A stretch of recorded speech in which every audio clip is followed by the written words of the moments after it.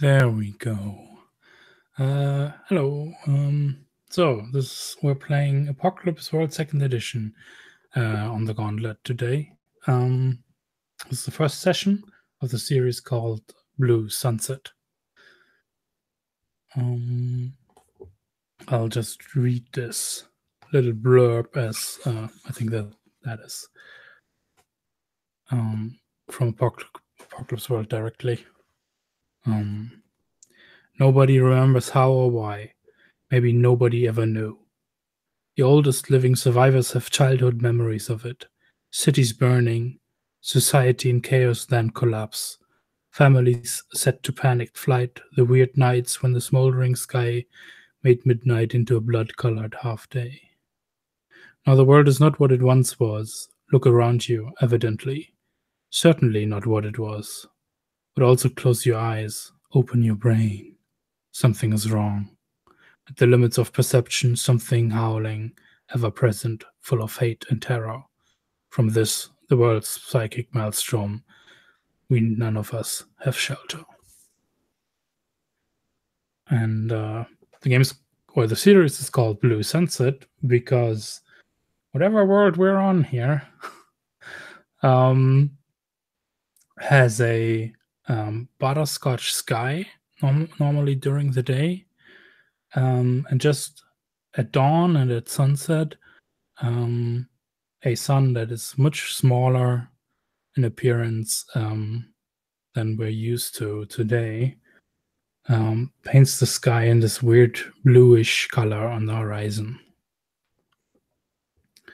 Otherwise, there seems to be not much other than rock around on this world.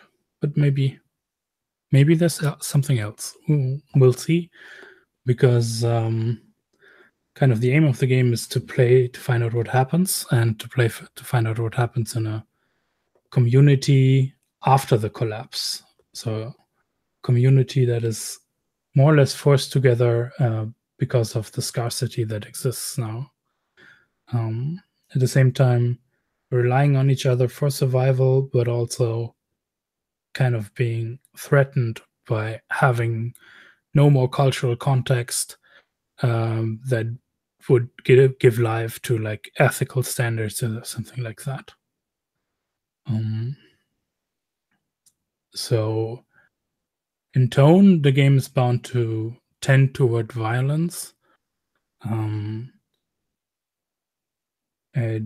It is also kind of bound to transgress social norms that we're used to, and not necessarily in a progressive way, but maybe also in a progressive way. So we can find out about that as well.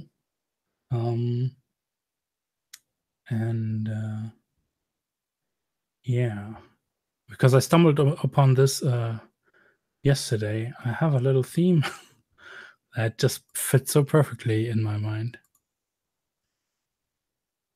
That also describes the tone.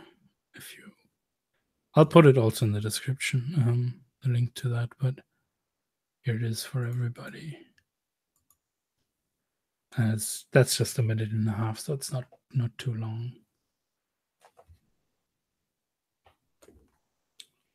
Everybody, just play it for yourselves right now.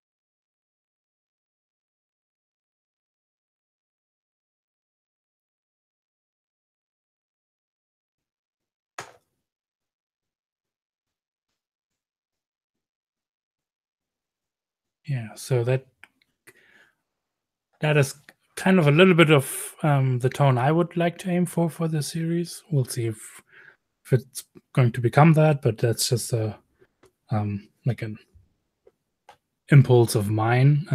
Obviously, we'll get to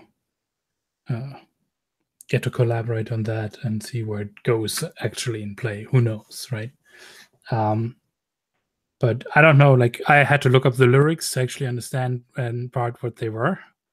But the chorus has it where it says, "Cold hell, my love." Apparently, that's not what I understood, but that's pretty apt fit in terms of that. This is a world where at night the temperature can drop down to minus 100 degrees even Celsius. Do I need to look that up in Fahrenheit for everyone? I can't do that.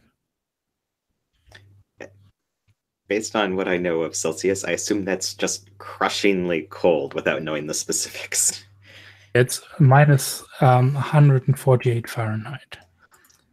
Yeah, so right about what I thought. 0 Celsius is freezing point. Yeah. And how about during the day? It can get up to as warm as around 20 degrees Celsius, which that's more pleasant, like 68 in Fahrenheit. But that's the high.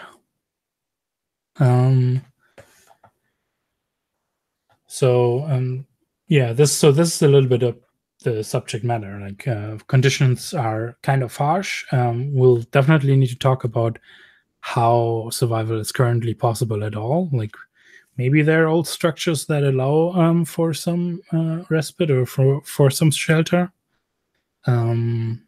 Also, maybe this planet has an appropriate dense atmosphere to, well, in one sense, potentially carry sound in a normal way. So that's would just make things easier for play, for example. Also, it would make guns behave more like we're used to, I assume, because there's definitely guns in Apocalypse World. And what's something else I wanted to bring up? Makeup of the atmosphere is also kind of up in the air. So it might be possible to survive that without any breathing gear, potentially. For long might be another question. What's probably very likely is that all of these people here, they have been exposed to the psychic maelstrom in this world somewhat. So they're a little bit better adapted, as if you took someone from today and put them in that world. They would probably have what the game calls, they would probably take, what's it called? Psi-harm? Psi-harm. Psi-harm, yeah. So that is definitely thing to keep in the back of your mind. Now, expand on what that means, fiction-wise, or it's basically harm that comes from the psychic maelstrom, and there's not much of a further explanation of that, except that it's a weird source of harm. We'll discover what the psychic maelstrom means for us. Maybe in part in this world, it's part of what makes up the atmosphere. Might be potentially simply explained through a certain toxicity. But we'll see. So one last important thing about subject matter that we need to talk about before we can really dive into the details is, so we're playing people who no longer have a cultural context they also lack that ethical standard, right? So we might get into very hairy extremes here. And first, I want to like put out there a couple of things that we definitely don't want to touch upon. If they are there, we'll definitely also play with the X card. So this is not the end of this discussion, right? If something does come up during play, you can write an X in chat to this. Or just say, I want to X card that, and then we'll roll back a little bit and go another direction with the narrative. That's also without any questions asked. So no need to explain why you're X carding something.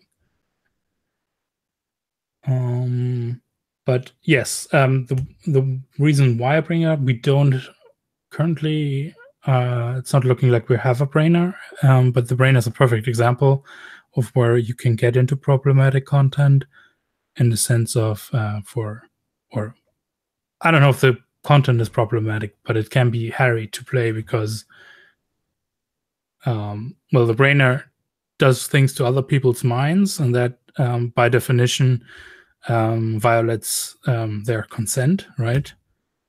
So this is an example for that.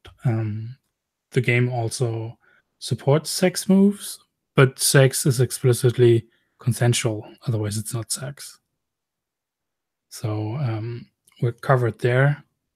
I would suggest that we, like, I don't actually want to have actual on-camera sexual assault, that kind of stuff. But it's very likely that some kind of creepiness might be implied. That's stuff that definitely happens. That's often something that comes with it. But freely go ahead and say, like, let's discard that and step back from that. Like, if there's anything in that manner. Does anybody want to add something? Yeah, my usual one is sexual assault, and it sounds like we're not going to show much of that. I'm fine with, like creepy power dynamics and that kind of stuff, but when sex and violence collide, then no. Yep. Got that.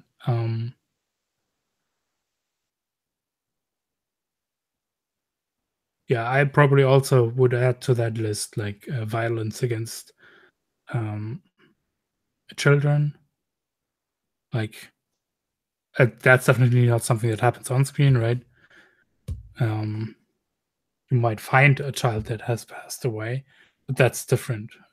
What if the child thing was in play? Well, we're not having a child thing in play, so that's not as relevant. But if the child thing was in play, then how we would should that have work? a bigger discussion about that, because that makes things very strange.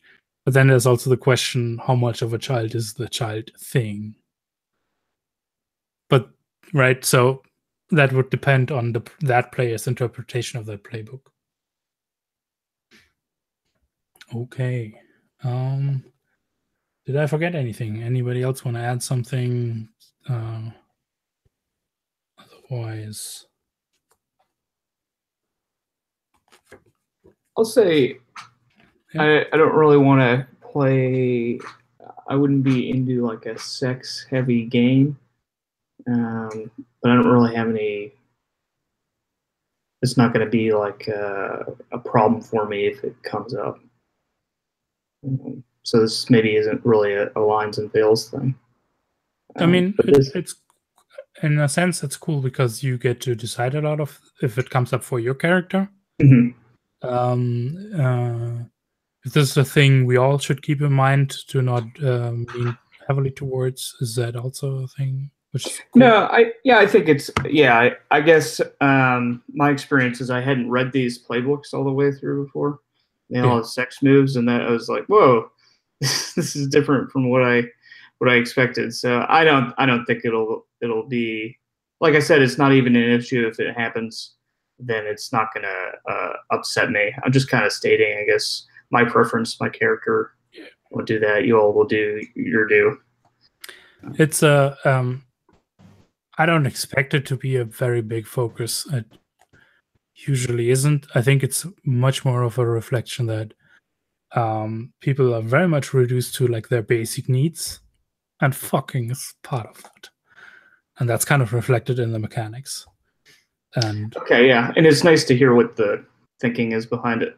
It makes more sense. Yeah. Yeah, and like I'm not running a brothel either, so I assume it's not going to be a constant interface thing. Well, you sure about that? Although, who knows? Maybe, I don't know. We'll see. Yeah. Just a little one more thing, like what we're trying to do in a more general sense is like your job is to play your characters as though they were real people under these kind of severe and strange circumstances, right? So they're definitely cool, competent, dangerous, larger than life, but real people. And my job as your MC, which is the GM term in this game, is for me to treat your characters as though they were real people too, and to act as though Apocalypse World were real. So that's something to keep in the back of your mind as well. Okay. Questions? Otherwise, we can get to... I don't know how far we're along with characters. I'm done.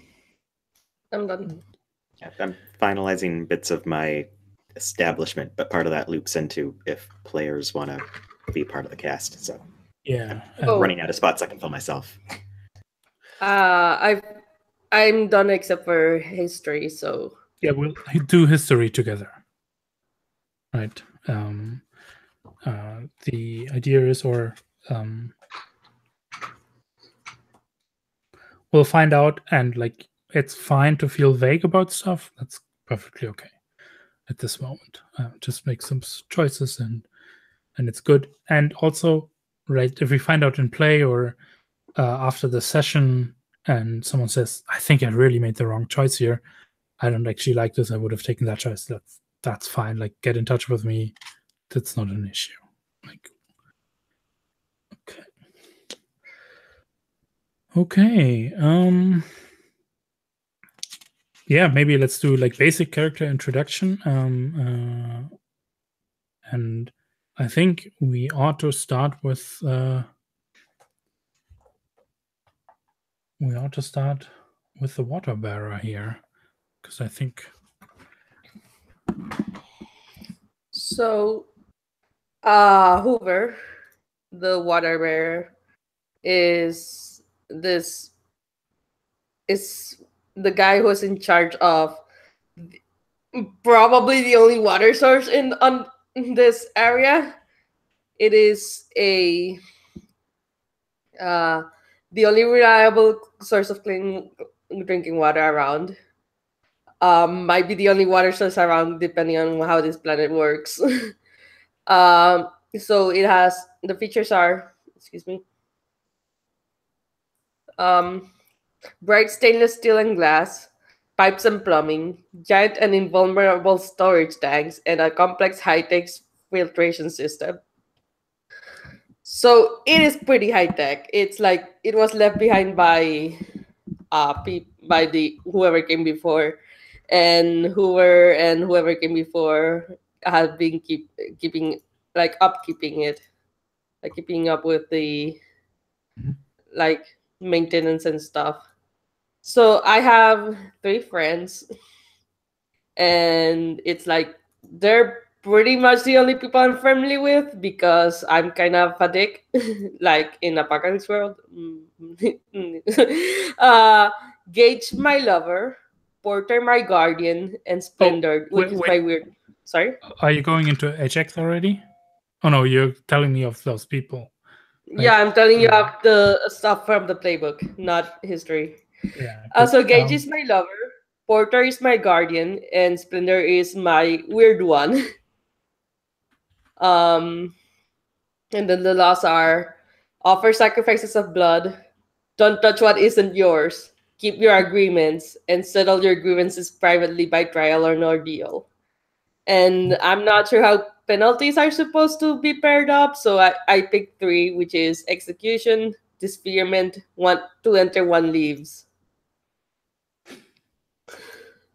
Okay. So this guy is not nice at all, and he's supposed to keep the law. Okay, And so to the actually, moves, yeah. sorry, and the moves I picked for, I start with Lawbringer, and I picked Embargo and All Are Welcome. So it's like I'm the guy who is like, everyone better behave or else they will all fucking die. What's your weird one called again, by the way? Sorry? Your weird one and your Splendor. splendor.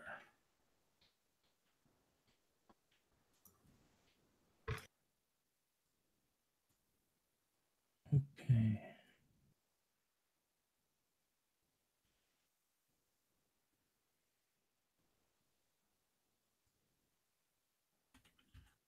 As far as appearance goes, I think I posted a picture of, it has a bear, but ignore the bear. He's an older man with a hunting rifle.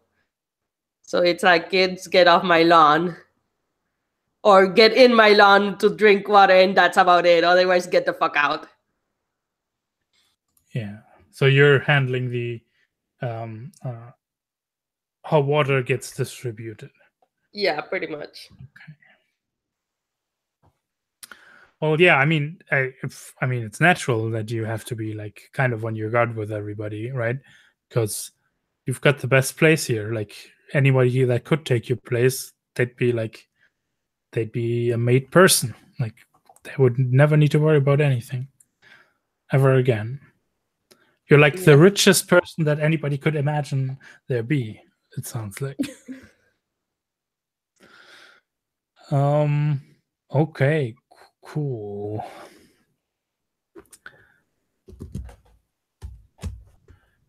So. Also, he might be old enough to remember what the fuck happened before. He might. We'll see. We'll see, because it's like I'm not sure. Like, this is all up to you, the MC, but he is pretty old. Yeah, I'll probably put it up to rolls, and we'll see how your open your brains work out for you. That's probably how things will go. Okay, I think the next one I want to hear about in this context is the Maestro D, because, right, if we've got this, I imagine like this, well, we have the high tech where the water processing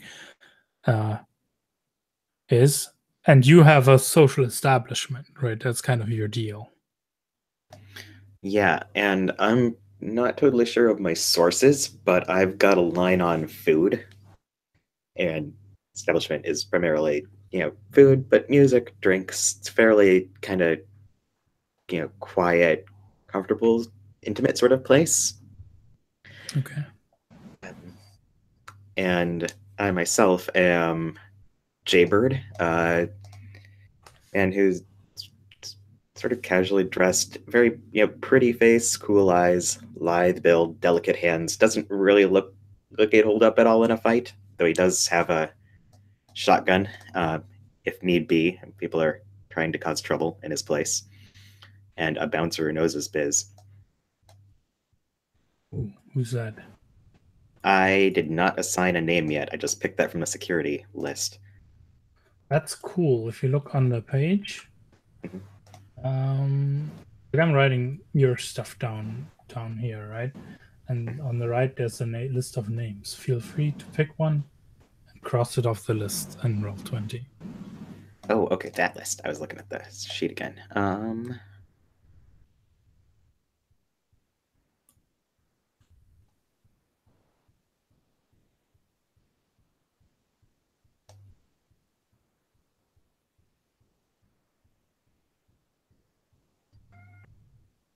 going to say kettle.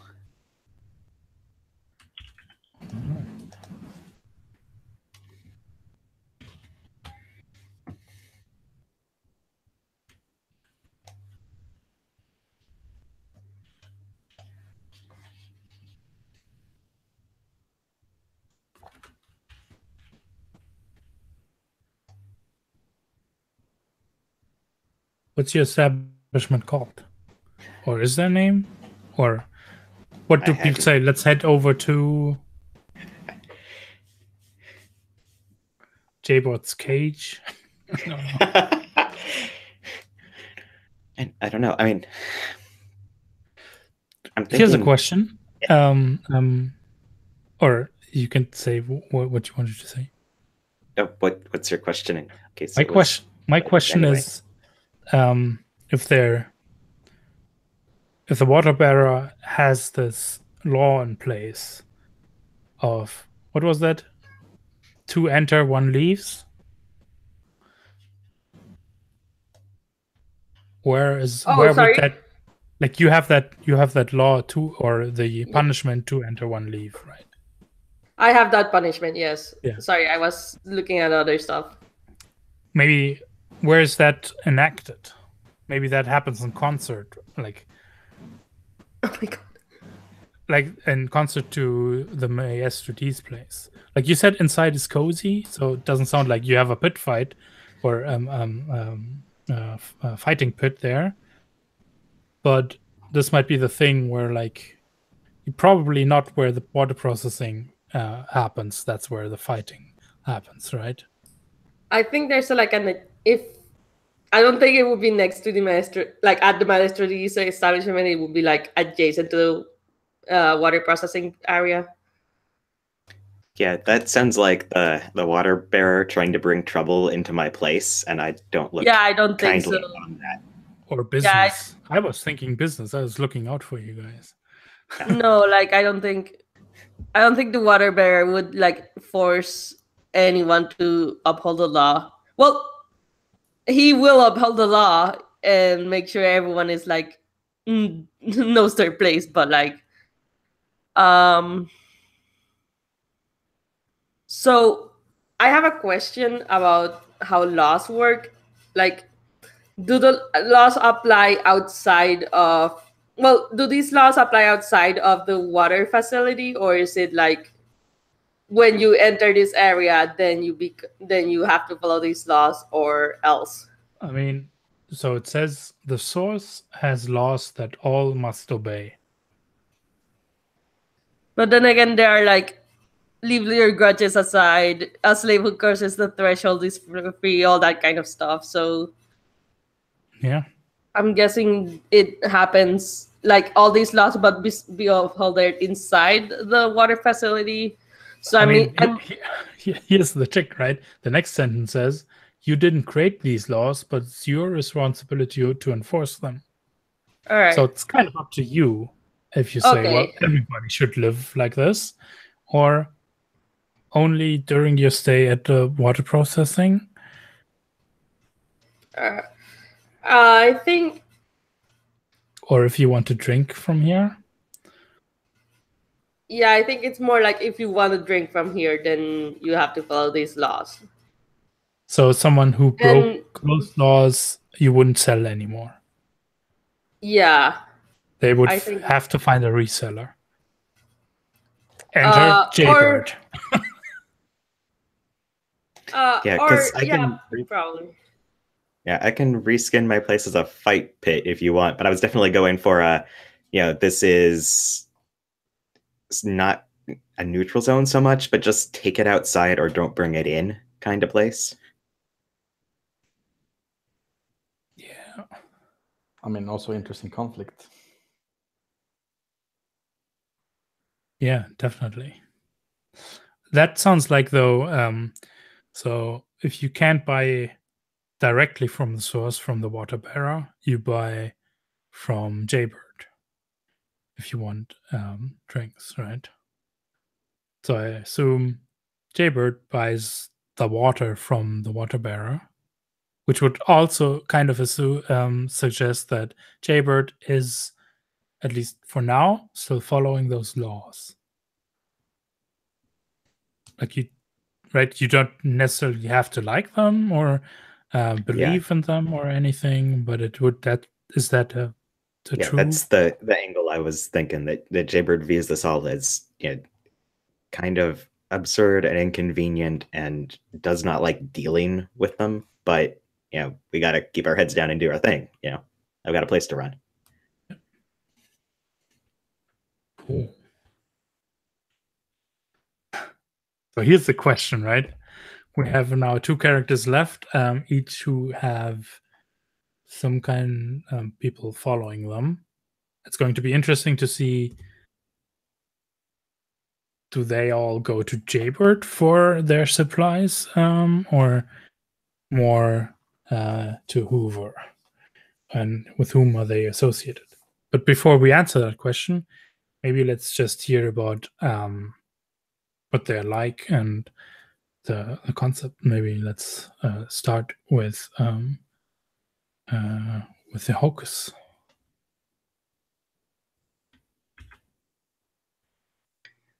Okay, so the kind of concept I'm going for here is that Eon is his name, believes that human beings can survive on this planet if they're faithful, without breathing machines or whatever. And I have a world building idea, which we could talk about, which is that the atmosphere is connected to the maelstrom. The air is hallucinogenic. And so part of the rituals and stuff that these people do is they just go outside. And like my character goes outside and has these visions or whatever, or reads the rocks. And his goal, I guess, is to live on the land and convince other people that they can live in those extreme conditions. Mm-hmm. So that's, yeah. So it's like if we follow the faith, we'll all get to actually live on this planet and not have to hunker up on the inside. That begs the question, what is actually inside? Like, that makes it sound like we have, and is this like, you can all chime in here. Do we have like Jaybird's little cozy place, and the water processing plant, reprocessing plant is inside of a larger structure? I mean, the stereotypical thing to go for would be like, oh yeah, it's kind of a dome structure. That totally works for me. I was thinking sort of a repurposed building from before, whenever all this broke down, kind of thing. Yeah, but it also needs to be like the like if you step outside of your place, right? You still kind of need to be inside if there's an actual larger outside. Yeah, that's what I. So it's not like I'm coming at the same thing, but from a different side, I think, because okay. Yeah, I'm thinking versus us having erected a shack out on the barren, frozen wasteland of this planet, that we're still probably in the dome, still using the kind of old buildings, that kind of stuff. So yeah, the atmosphere being a reason we don't go out without protective gear is a-okay with me. And I think the dome is definitely like a brittle thing. Like it's something's making sure it's more livable inside here, but it's not like a nice place as such, or as a, oh yeah, well, now everything is just normal here. But Aeon takes it another step, right? You go outside of the dome or whatever protective other structure there is, and you found followers who do the same. Mm-hmm. Did you pick what your followers are like, right? You get to characterize them. Sure. Yeah, so the rules say I get 20, but I think that's kind of might be a lot in this scenario where there's only 100 people total. No, well, let's play it by the rules. If you have 20 followers, 20 followers. Yeah, so they are they are kind of I picked the tags of disease and judgment, so they blame me when things seem to go wrong, or they're quick to kind of turn on me, and also they're, they disregard bathing and anything beyond kind of basic.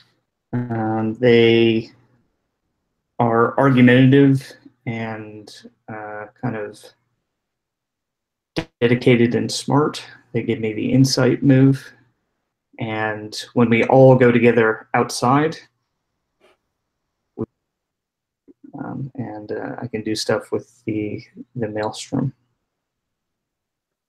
Okay. I want to say that I get, going back to the water thing, like I get my water from Hoover. Well, I could decide whoever, but from maybe I was thinking Hoover. I get it from Hoover in secret, and I've told my followers that no, I found a source of water that's natural, but I'm secretly buying it. Okay, so yeah, but they are definitely a cult. They're not a scene family. Correct. Yeah, yeah, and they believe like me that we were made for this planet and we lost our way, and if we could just find our way again. But you're running this con with where you like got yourself authority by I found a secret water source that you only get if you give yourself over to the faith or something like that. But it's secretly from Hoover. Right. Yeah, Hoover could be from Ryan's character. I just think that it being from the law is a little bit more interesting. Yeah, because right, Hoover would only sell it to you, or you would have only come to an arrangement if you're following Hoover's laws. Which might also, or I have something, or something else is happening there. Yeah, that's kind of my question. What is your history? Or well, we'll see. Maybe we get to that when we answer the HX. But it's an open. Okay. There's a thing. How do you get water and from whom? Maybe we can figure that out. Maybe let's hear about the chopper first. Yeah, I'm playing the chopper. Chopper's name is Blues. I've casted Billy Bob Thornton into the role of Blues, of course. And he is... yeah, I have a lot of things here. Let's see. He is wearing shore bike wear. He has a weather face and calculating eyes, and has a fiery body. He also has a big like Magnum revolver that he always wears at his in like a holster on his belt, and he rides this like a pretty like big motorbike. It could almost go for a car. Like it drives on Mars in all kinds of terrain. It's which has the tags "fat ass" and "roaring." And yeah, he has a gang of violent bastards. 15 violent bastards. They're well disciplined and well armed, but they are grounded because they have bikes that requires a lot of maintenance. Okay, yeah. So I think that's like why we're here a lot. Yeah, and the weakness of my bike is also that it's a guzzler. So yeah, again, probably like fuel is the thing we lack. Yeah. Other than that, let's see. I think that's it. So, do you see yourself being, I don't know, what, like a roaming free agent, or do you have someone who you work for, or? I mean, the way he sees it, doesn't work for anyone. Okay. But I think also it's good to keep appearance that you're useful, not because you're afraid of what other people would do, but just they provide necessary services. And I don't want to civilize my gang to do chores. So, yeah. So, do you follow the laws? I mean, Or you haven't put it to a test yet? I think I mostly do. I can't speak for my gang though. I mean, they're fucking thieves. Yep. And I also think like that's the kind of I think like Blues has like a pretty like strong hold over his gang for now. He's not like the strongest or biggest guy, but he's ruthless. And I think like I don't know. I don't think, and I also don't think that ever he would let the water bearer or like Hoover punish one of his guys. That's his job. By the way, one of the laws is don't touch what's yours. Yeah, I saw it. And they're fucking thieves. Yeah, that's a move. Nice. Okay. Well, I mean, this is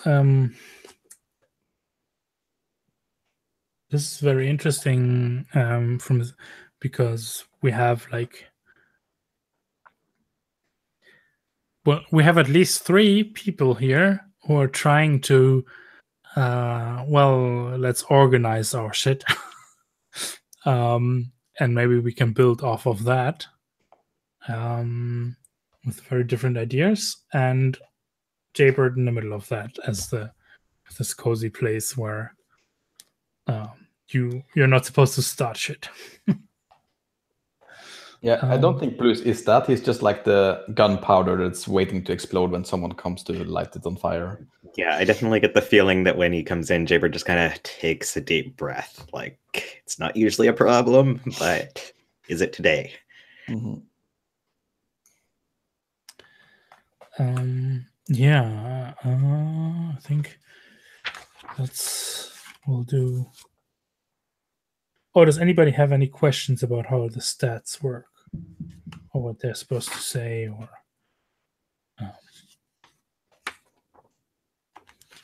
about their moves, or a choice that they don't know about? Well, I'm supposed to pick out my cast and crew, and they can be NPCs or they can be PCs. So I figured I'd check if anyone particularly wants to work at this place before I write in NPCs. It sounds like roommate's got their own stuff going. I think maybe there's a favorite customer though, isn't it? Yeah. Yeah, well, includes regulars, but it's got a list of NPCs. So I'm not sure if it wants a PC or not. Oh, one of my hexes, which one of you is my favorite? So I guess that'll fill in when we get to a hex. Yeah, let's and yeah, that's the next step. We'll be doing this now, right? Doing HX. So let's go around again. Real quick, I wanted to ask what I was looking for those roles in the Maestro D playbook, and I didn't see them. Like on the creating a Maestro D page on the left-hand side, establishment is your regulars. Okay. Who's your best regular? Who's your worst regular? And right, like your best regular might be someone who's part of the cult. Like that's still a thing we can talk about as well. Like, okay. That reminds me of a question. Are these NPC names defined at all, or am I just kind of picking names by the sound of names? Because I filled them in, and I'm going. That's cool. I don't know if these are people we know. I'll just need to know about them, and we'll ask you questions. But yeah, no, like you get to pick them as the playbook says. Like these people exist now. similar to those 3 people for the water bearer that are closely associated with Hoover. I could offer up Eon for who wants in on it. Oh, I think that has to be NPCs. It has to be NPCs. Okay. Yeah. So we'll do the HX thing. I think we'll start again with Maria and Hoover. All right. So I can answer either or both. I'm going to answer the second one. Which of you, like me, serve the source? And I want to give it to Jaybird if that's okay. Oh, you're suggesting Jaybird? Because Yeah. they get to pick, right? You ask them. I'm suggesting, yes. I am suggesting. Okay. What's the thing I'm picking again? Which of you, like me, serve the source? So the I source. don't know what serve the source means, but yes, I believe in water. The source is the source of the water. The magic of the water reprocessing plant or whatever is behind it that makes it work still. Yeah, totally. I mean, I think that may have different meanings for Hoover and Jaybird, but Jaybird is definitely, beholden to the sources of water. For everyone else, write history +1. You saw them coming. Because I don't think anyone gave me the water in the wilderness. We're all metaphorical because I hate you all. Okay.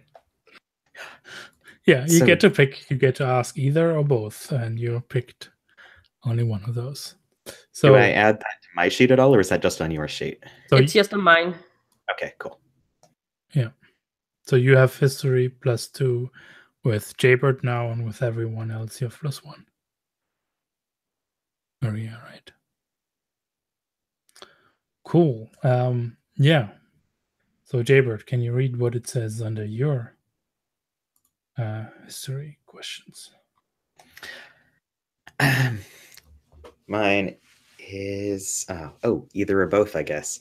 So who do I find most attractive, and which of you is my favorite? And I think I'll probably answer both. Which one is my favorite? I'm totally gonna pick Blues because I like the idea that, yeah, they're a mess in some ways. They really do not suit this thing, but it's kind of nice knowing a gang that can get things done if someone does try to mess with me. Having dangerous clientele can be handy. And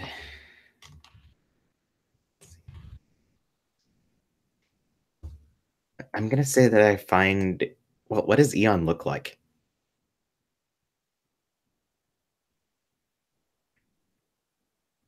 Well, he has a presence to him, but he doesn't, he's got robes that cover most of his body, and he's got kind of almost, he's pretty malnourished in the way he lives. Thinning, and if you're into that, I don't know. Yeah, I was totally going for I think that I find Eon most attractive, and something about him that's kind of interesting, but I do not go for this cult thing, and he is one weird dude, sort of. Great.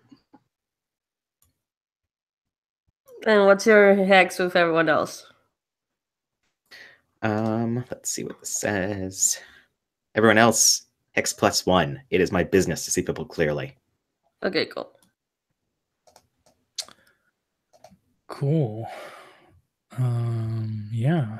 So Ian, can you read your HX questions?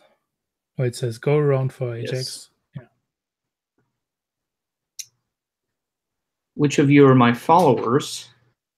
Or one of you, I've seen your soul.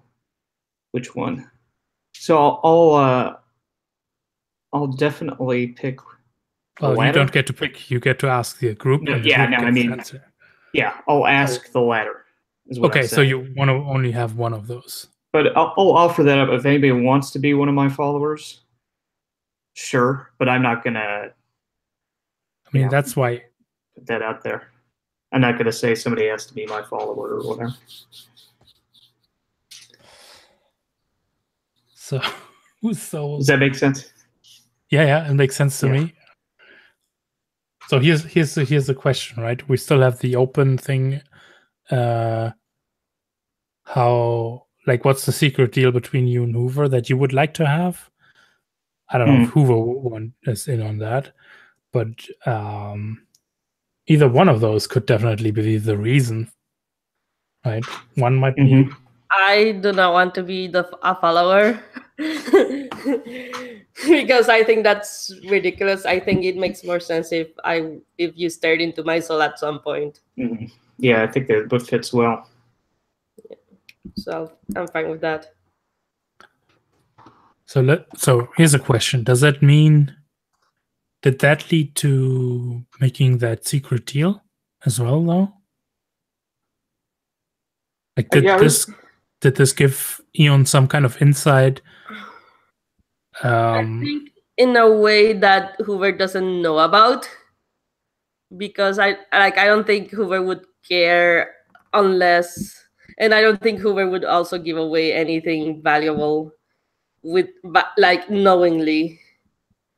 So maybe he did some, maybe he had some like weird brainer shit that he did, and I'm not sure. So this was a one-time deal. I have a couple ideas as alternatives. All right.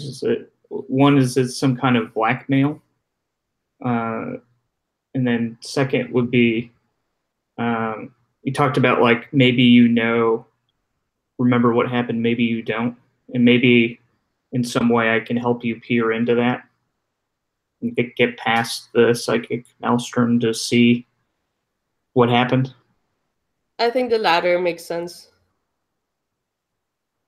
Okay, so there's a, yeah, nice. That's right. Definitely going to write that down.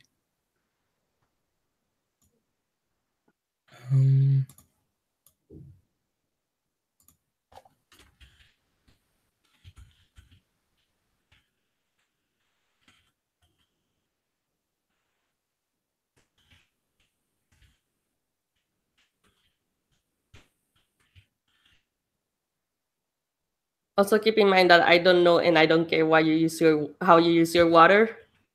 So I'm not like I might reprimand you for giving your water away. Like I'm already like iffy on Jaybird, even though he does follow the source. He doesn't just give away his water, I guess. Like, how does Jaybird conduct his business? Is it like barter? I assume so, unless we have space currency that people carry. All right. Yeah, I was assuming like Jaybird does barter to do that, and I do barter and other shit for water. But like, I might reprimand Eon if he just gives his water to his followers, but it's not breaking the law, technically. Yeah. Okay. Then, did you? Yeah. Yeah. Everybody else, I get HX +1. I'm a good and quick judge of others. So no one is your follower. Yeah, I think we could say I'm maybe just checking if how people feel. No. Maybe a member of maybe one of the NPCs that works at the club as a follower, or one of the members of the that gang. doesn't give you HX. No, it doesn't use HX. I'm just putting that out there. Yeah. Fiction-wise, I am totally done for you to have swayed some of my crew or some of my loyal regulars, but I don't think Jaybird is in on the cult. Yeah. Okay.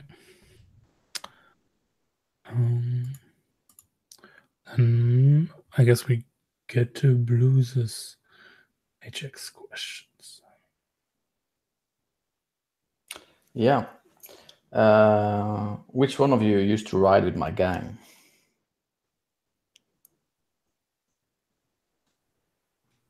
I could definitely take that. You get +1 hex. No, you get what +1 hex on your sheet. Right? No, they get. Ian gets +1 hex. Oh yeah, right. No, yeah, you get. true. You Yeah, for yeah, that character, you write to break yeah. checks. Sure, cool. Yeah. Okay, and I think Wait, question about that. So is this like a before your enlightenment, you were part of the gang? Exactly. And you In my dirty days, yeah. Yeah. Okay. How recent is that? Is that just a couple of months ago? Yeah, I think it was pretty recent. Yeah, I mean, I feel like being in a gang probably pushed you towards that direction you're thinking, I'm sure. Right. It was one extreme to another. Yeah. So one day you had it out and came back differently. Sorry, maybe I got lost or left behind or something, and I had an experience. Mm-hmm. Yeah, I think like maybe a combination of both. Like, I think I've been like seeing you maybe not being like the kind of person I wanted in my gang for a while, and then one day you like found this. You talked like this weird shit to me, and I was like, oh, cool. Yeah, you stay here and preach that stuff. I don't want to hear it. So maybe I am a little bit. Yeah, that sounds good. Part of me maybe wants to get some influence on your gang again. Probably, yeah. And let's see. Which one of you figures that you could take me in a fight if it came to it? Totally me. No, not remotely a chance. Hoover. Yeah, you. Okay. It's +2 hex for that.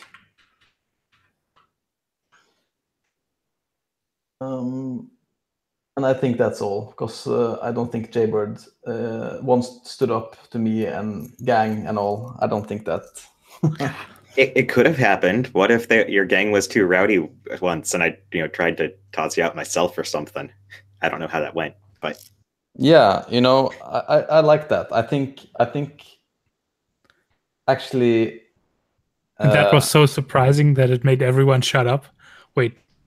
No, I think everyone was just like, "Oh, we're gonna kill him," and Blues was like, "Fuck no! Like if you touch him, you're dead." And that's why you're my favorite. Yes. Because you respect my authority and my place to some extent, maybe. Yeah, that time at least. Yeah, as long as it suits you. Yeah, cool. Yeah, super high HX with this group. It's interesting. So cool, that's me. Awesome. Yeah. Then was I? Okay, so before we start playing, I think we'll take a break in a moment. But before we go around and we do what's called highlighting stats. So we go around again, and with whomever, every player finds the character her character knows the best, the one with the highest HX on her sheet. That other player says which of the character's stats is most interesting to her to highlight.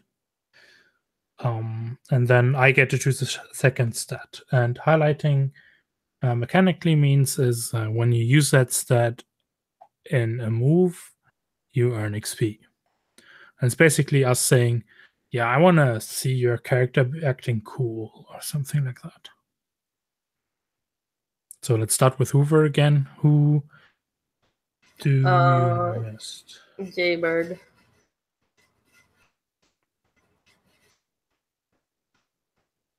Jaybird, do you get to say? So one of Hoover's stats. Let me look at Hoover's stats.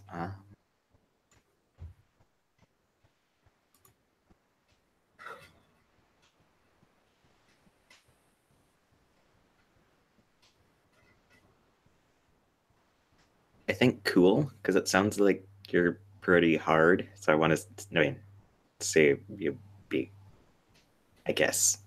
I bit mean, more my level. goal is my highest, but Oh, what should it That's- be? Oh, Or- that's cool. Like what It's you want to fine. see from It's the fine. character. Okay. like It's like it makes sense to pick a higher one here because we'd like to see the characters be awesome at something at the beginning, and that's what Yeah. that character will try to go after, right? Picking your worst stat feels like kind of a dick move. But yeah, fictionally, I find that interesting. Yeah. And I'm going to highlight your sharp. all right. Then Jaybird, who do you have? Like who?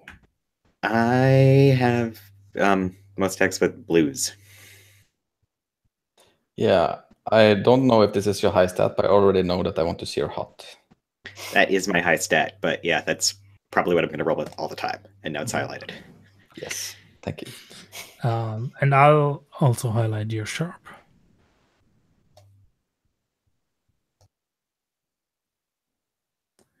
Then Eon. My highest is with Hoover. Ian, I want to see you be weird, so I'm gonna Mhm. highlight for you. Cool. And I'll also go with your sharp again.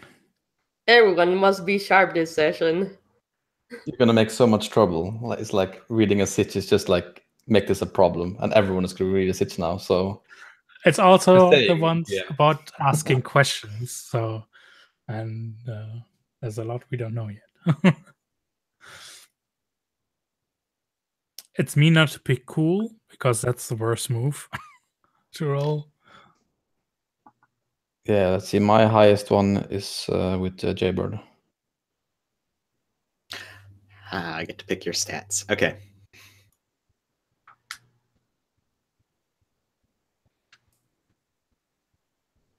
Wait, that is the wrong character entirely. The highest for the chopper is hard, if I remember correctly. Yeah. Yeah, I'm just looking at the list and what seems interesting. They have a like pretty good array though, actually. Yeah, I'm going to go with cool again. Especially given our background.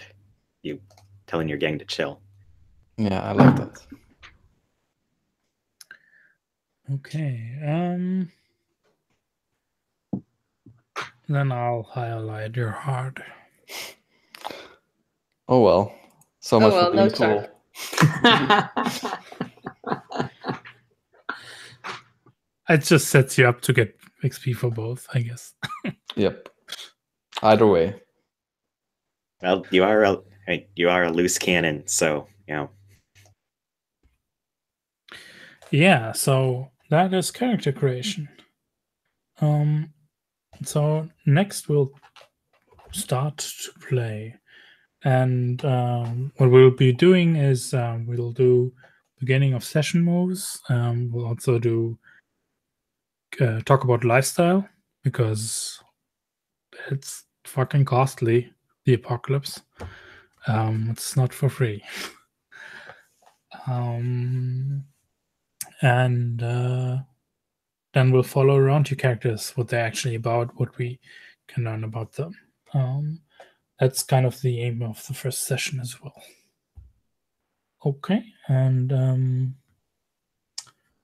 like to take 10 minutes, so until 55. It's fine for everybody? Okay, then see you in a bit.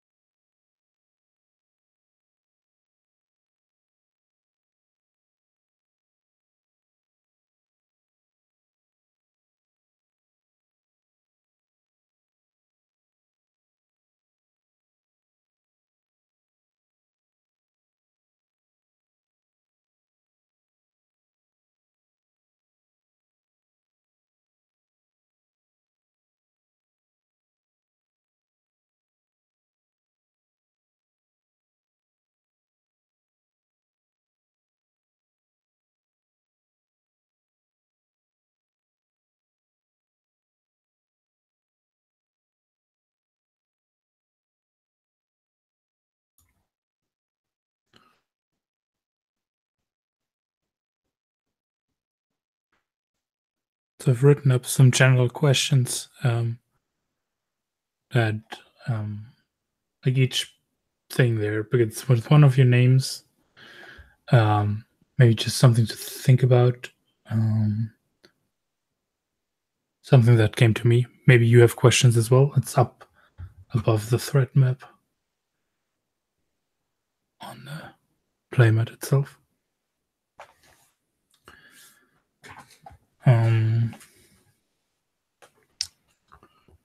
But maybe we can answer them in play, and it's just stuff I wonder about. Oh yeah, Mike seems to be right too. Cool. Because then we get to start.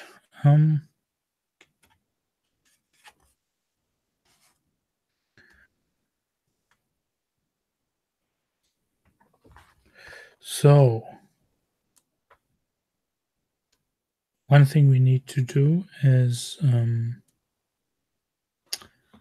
lifestyle. And just have to look that up. Lifestyle question is right, it's called lifestyle, or why am I mistaking that?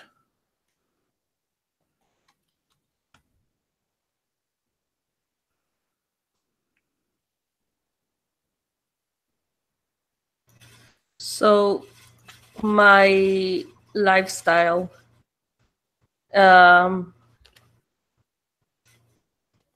my source provides my day-to-day living. So while I'm there, I do not need to spend barter for my lifestyle at the beginning of session.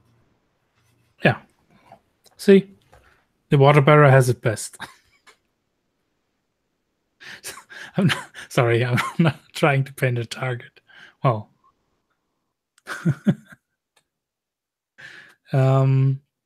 so you can. Your playbook gives you a certain amount of barter, and barter is just the abstraction, whatever's used to get by.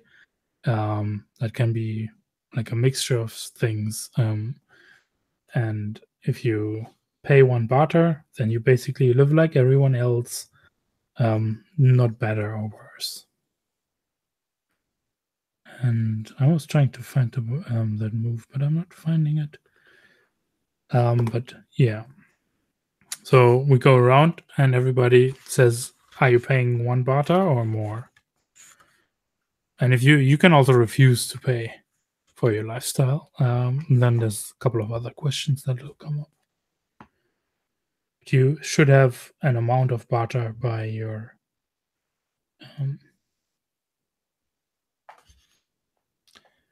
via your playbook. Correct? So how about Eon? I see that I can get barter from my followers. I think is that maybe the only barter I have. Do you not have one? Could be missing it on my sheet. It's in my gear. Maybe it's hidden. I have oddments worth 4 barter. Is that what we're? Yeah. Yeah, exactly. So we're talking about starting barter. Okay, I was confused. Yep. So you have 4 starting barter. And also what you spend at the beginning of session to actually keep up with or maintain your lifestyle. Exactly. Right. So at the beginning of the session, spend 1 or 2 barter for your lifestyle. If you can't or won't, tell the MC and answer her questions. So are you spending 1 of those barter, 2 or 2 even? I think Eon is not going to spend barter. No. So if you don't, tell me what happens.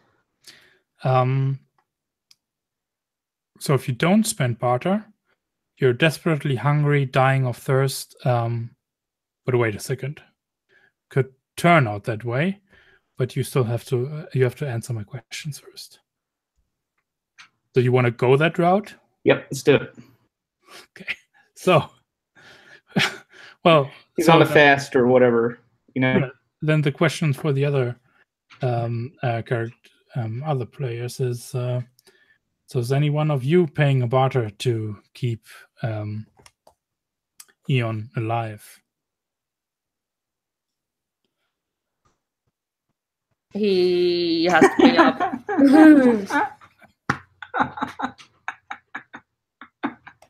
That's the opposite of how this show works. Nice. Well, do you have an idea who would be paying for you then? I think maybe I have a connection.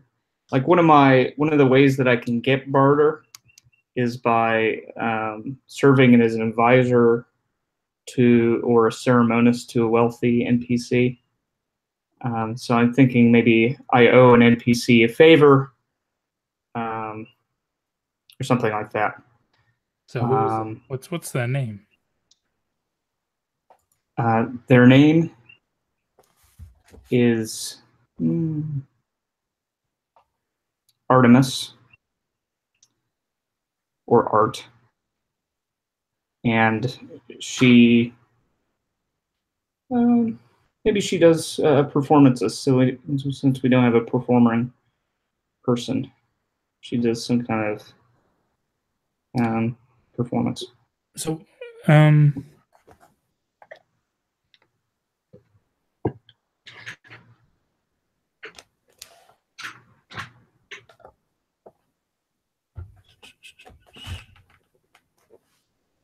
oh, I mean, yeah, that's interesting. I forgot something though. I think there's actually a rule in here for the first session. I'm sorry.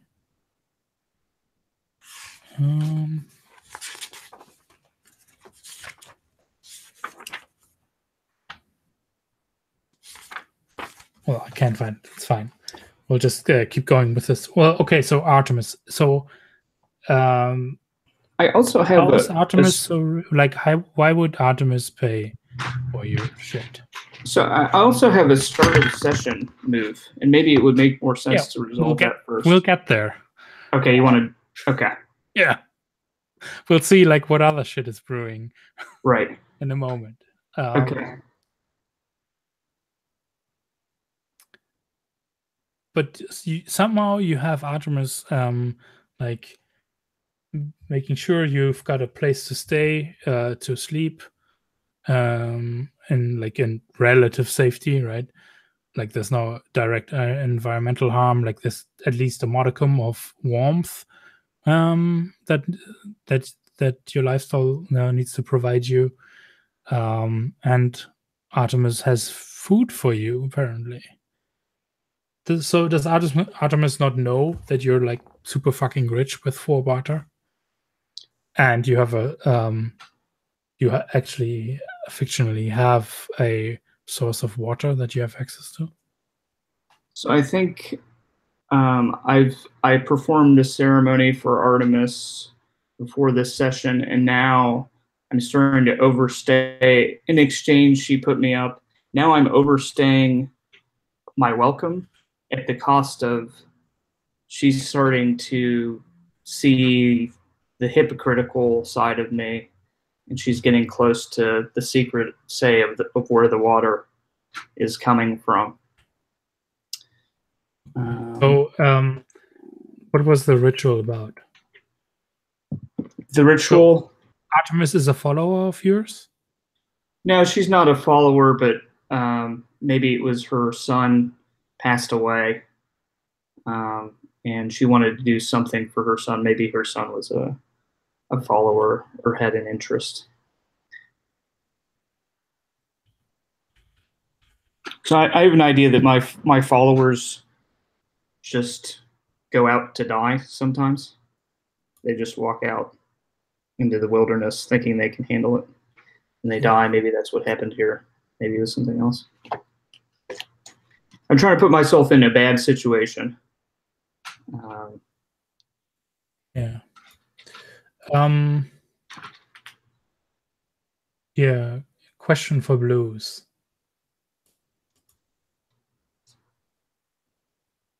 who actually killed Artemis' son? By the way, what's Artemis' son called? Like, we need a name for that.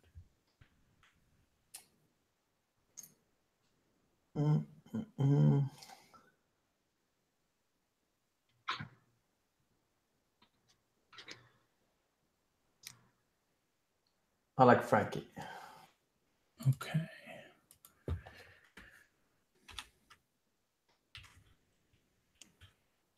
Or let's ask it this way. You know how Frankie passed away. How do you know, and what was his final fate? Well, on that one moment, that's fine too.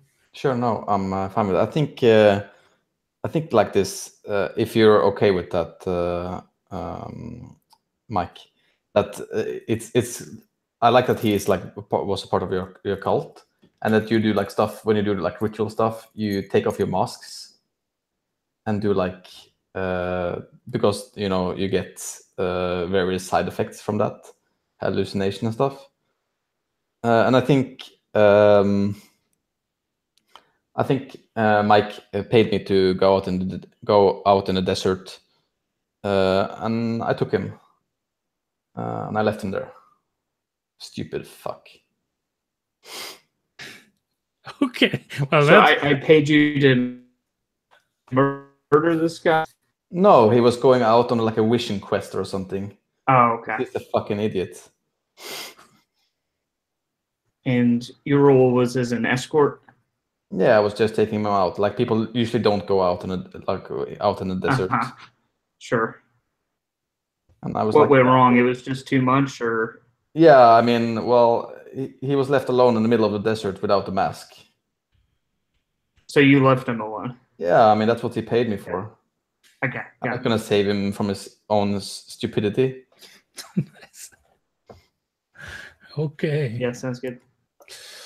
Cool. Well, so how about blues? Do you pay for your lifestyle? Yeah, I pay 2. I live like a king. You pay 2. Okay, so paying 2 at the beginning of session means that you have quality of life that is substantially, notably better. Whatever other people eat, drink, and wear, you're eating, drinking, and wearing better. You sleep more comfortably and safer, and you have more control over your personal environment. So that's going to be interesting to see. Gotta keep up appearances. Yeah, it's definitely also flashy, and people notice that stuff. Apparently, you get to live a good life if you're part of the. Does your gang have a name, or is this just blues? Gang. Well, I immediately when you said that, I got like this very cheesy name in my head. I'm not sure, like, call them Blues Brothers. I mean, these people don't have any concept, so that might make perfect sense. Yeah, I have a concept, and I love it. Yeah, I think I'm just gonna. I think we like found. I have a VHS cover with like Blues Brothers, and I thought, well, this sounds cool. And I think like I have like this big, like, the plastic back of the VHS like sewn on my back of my jacket. Nice. I mean, it's not only guys though, but it's Blues Brothers. That's how it goes. Yeah. It's just too good to let go. Cool.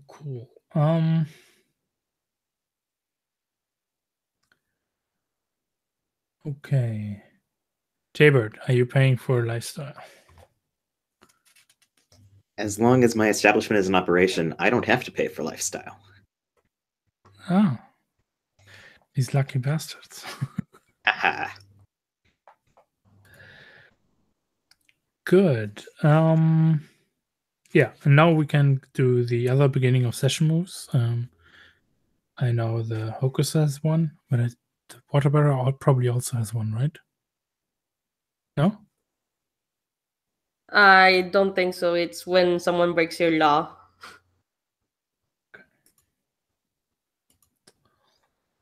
Cool. Yeah, then let's do the beginning of session move for the hocus. I think you get to roll with your fortune. Is that correct? Yep. So that's 2d6 plus fortune, which you have 1 in, right? Nice. Everybody living the high life here. Cool. Maybe you want to read that and move out loud. Sure. My cult has wants and surpluses, but when I succeed, my wants, which are desertion, desperation, and disease, the big 3 Ds. No. Like read the actual move. Yeah. On the Okay. sheet. Yeah. I was just gonna say that the wants don't happen, but I Yeah. get the surplus, which is just 1 barter in this case. Oh, and I can use insight and augury moves as a result. But I don't think that's something I get now. I think that's something that I have access to. Well, if I have surplus. Is that right? Let's see. What does it say? Your followers have surplus. I think you get all the surpluses. Is that correct? Yeah. And my surpluses are barter, insight, and augury. So you can potentially use them for augury in the session. Okay. So here's a question though. What does this look like having surplus? Like, is that because like everybody's not, or where's the surplus coming from? Like people are high on spirits in the situation, or like what was the cause for this? Yeah, I think maybe.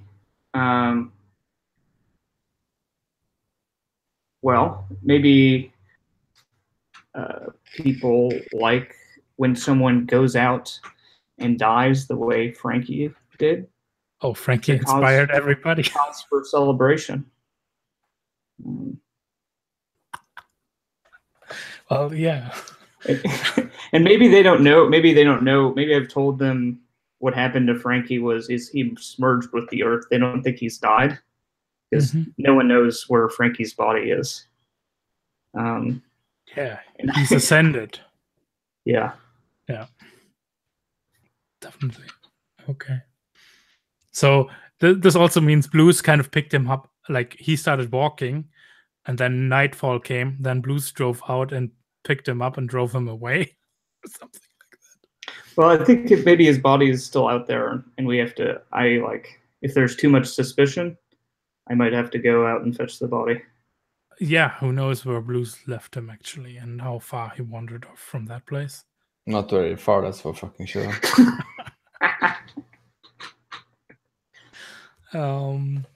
Yeah, awesome. I can see that. Cool. So you and your 20 followers, where are you actually? Like, I mean, you're hanging out at Artemis, right? That's the last situation. And your followers, where do they like? Do you have like a building, or what does this look like? Yeah. I guess the way that I had thought of it is that they are dependent on me. I did pick that for one of my things. So they're dependent on me for water.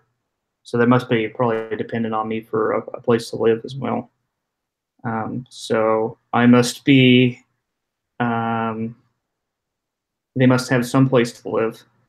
And I don't know if that's something another player or NPCs helping me provide or helping them provide.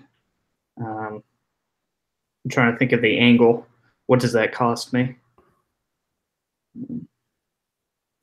I mean, they got to be staying somewhere, right? Or do they Maybe- not keep together? Right. Yeah, they could. I mean, they could not keep together, but I think if they're, I think it makes sense that they, for the most of them, the most devoted stay together in some kind of dormitory situation. And maybe I do pay for them for that. Maybe that's where my barter is going right now.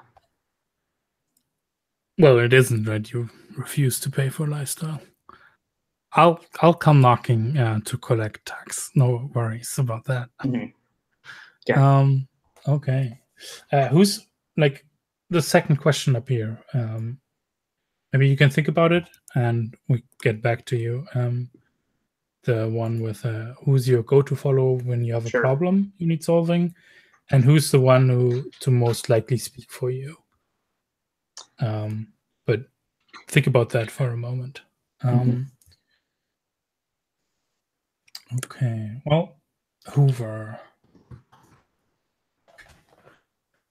Let's get more of an idea how your source works, or at least seems to work. Do you actually have to work it as a machinery? Is there something I don't people think need to so. do? I think it's just upkeep. It's just maintenance. Yeah. So like, yeah, making sure the dust doesn't get everywhere, that Yeah. kind of thing. And yeah, I do take wastewater and refurbish it. It's completely it's like our sewage system but better. I guess. So it's and like that still runs through the entire city. yeah, I have plumbing. One of the options I picked was plumbing, so yeah. So all the waste flows to you. Yes. You reprocess it and sell it as fresh water again. Yes. Nice. I almost feel like it's probably frowned upon if you waste water that doesn't go into the sewage, right? Spilling water, or like even like Yeah. yeah. That's frowned upon. It's just I mean if I mean yeah, I don't like it, but if it happens, it happens. Yeah. Do you mean like all that water I spilled during the ritual for Frankie? Yeah, that bullshit. I think the last person who broke the laws and needed to be punished was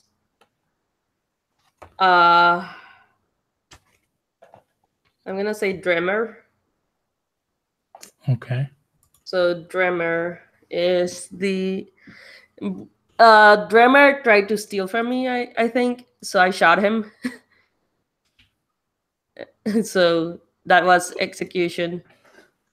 Oh, but if you shoot him right on the spot, right, that's not like dealing out punishment. That's like immediately killing someone. Well, it's like execution. So and like he well, I think he actually was like getting away with it, and I had to shoot him so to deal out the proper punishment. So Okay. that makes sense. Like he most certainly broke the law and was getting away with it. Yeah. And Question about that. Who witnessed that? Frankie. I mean, Frank, like all the dead people know each other. No, like Frankie who's was still there. alive witnessed this? Maybe the better question. Oh, okay. Then I think Porter was there. Yeah.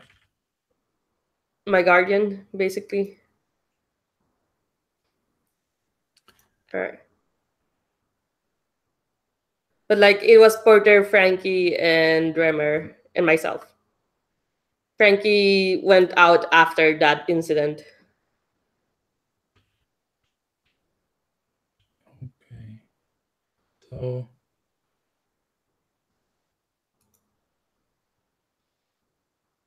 Also, the blood sacrifices are just because I'm a crazy old man. I mean, does the blood sacrifice feed into the reprocessing as well? No, it's nothing to do with that. Like maybe because like I like the idea if I think that the blood is needed to retrieve my memories, if that's okay with Ian. Like that might be a thing. But apart from that, I'm just a crazy old man. Okay. So is this something visible for everybody that is on display? No, it's just give me blood or I will shoot it out of you. And I will use that, and I don't actually display the blood. Okay.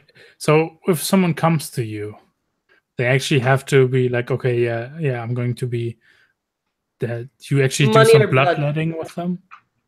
Money or blood, either or. Yeah. So blood is an acceptable barter Yeah. for and And by blood, I mean apparently like it's- gallons of blood, not just not just like a pinprick. okay.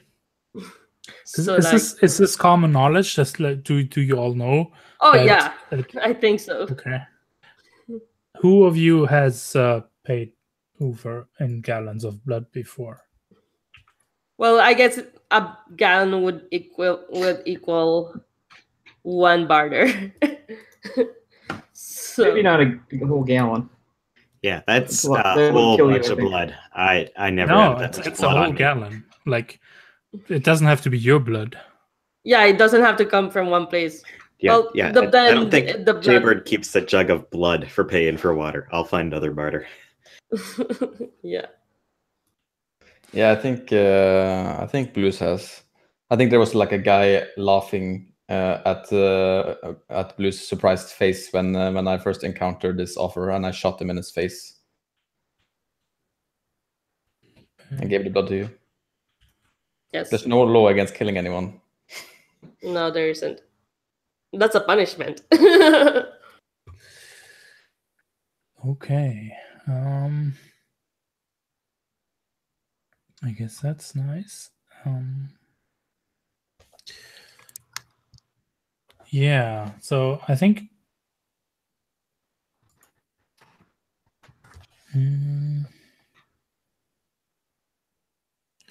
let's actually jump into a scene here. And why don't we Jaybird, do you have a name for your cozy place yet? Or do you want to give it a name or just something everybody refers it to? Like at the end of the lane, whatever, or by the water tower. Like not obviously not a water tower here, but yeah, I put down refuge on my character sheet. If people call it something else in just casual parlance, that is a-okay with me. But that's probably the official name. okay, the refuge. Then yeah, let's maybe, and you can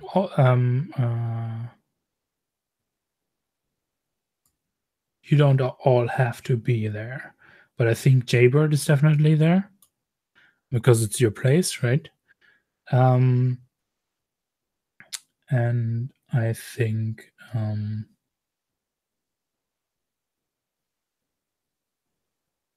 well, Kettle, who's your bouncer, right? Is Kettle he or she? I have to write this too. Let's say she. Why not?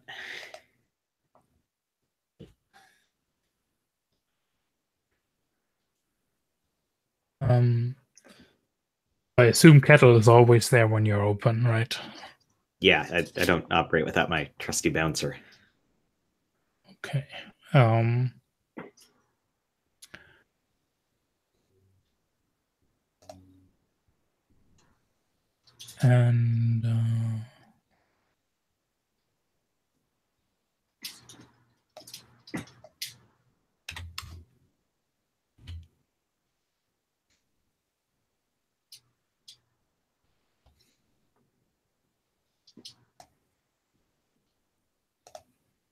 Yeah. And how about Splendor is just coming in? We'll find out what Splendor wants in a moment here. Might be something very, very simple, but maybe let's go around first, and I'd like one detail from everyone about what makes the refuge like particularly cozy and a nice place to stay at. And one detail about what's strange about, like for us, about what the cozy offers as service, if that's okay. And Jaybird, like, feel free to cut in with X carding. You know, we don't sell that stuff here. If you feel that is, but yeah, maybe let's lean more towards the strange on that detail. It doesn't need to be disgusting or anything, but something that's that we wouldn't see in a bar today. I guess that's a good way to put it.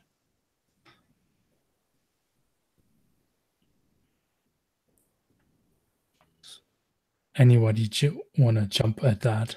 Sure, I think it has like a jukebox. Plays music and stuff.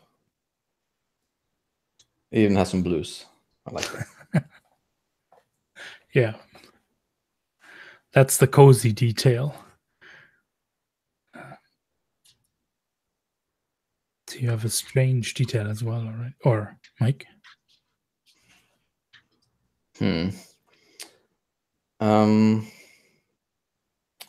I think maybe like a lot of the. I think there's a lot of like.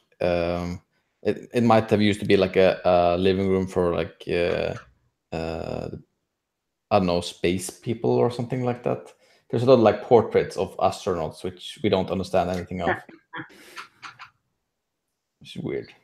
I don't know what they're doing with those glass helmets. But Jaybird, you kept them. You kind of liked them. Yeah, I like the ambiance. They seem sort of nostalgic. But yeah, we have no idea who these people were, if they were actual people. Nice.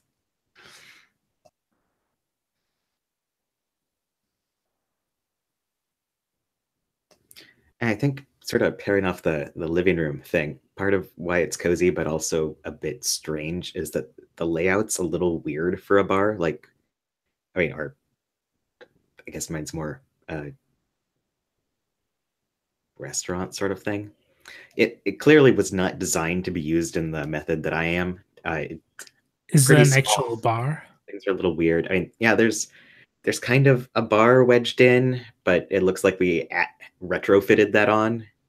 Yeah, we're not using the space as intended, which means it's kind of a small, intimate space, but also it just looks kind of strange. Mm-hmm. So it has more like lounging chairs where you like actually sit very close to the ground and you lean back, or is that kind of the thing? Or? Oh no, I was thinking, like there's still probably booths or something, but not too many of them, and they're wedged in a bit tighter than might be sort of, I guess, like almost Irish pub feel to an extent, where it's just kind of tiny and intimate, cramped, but, and yeah, but it looks like I'm kind of fighting the layout with that.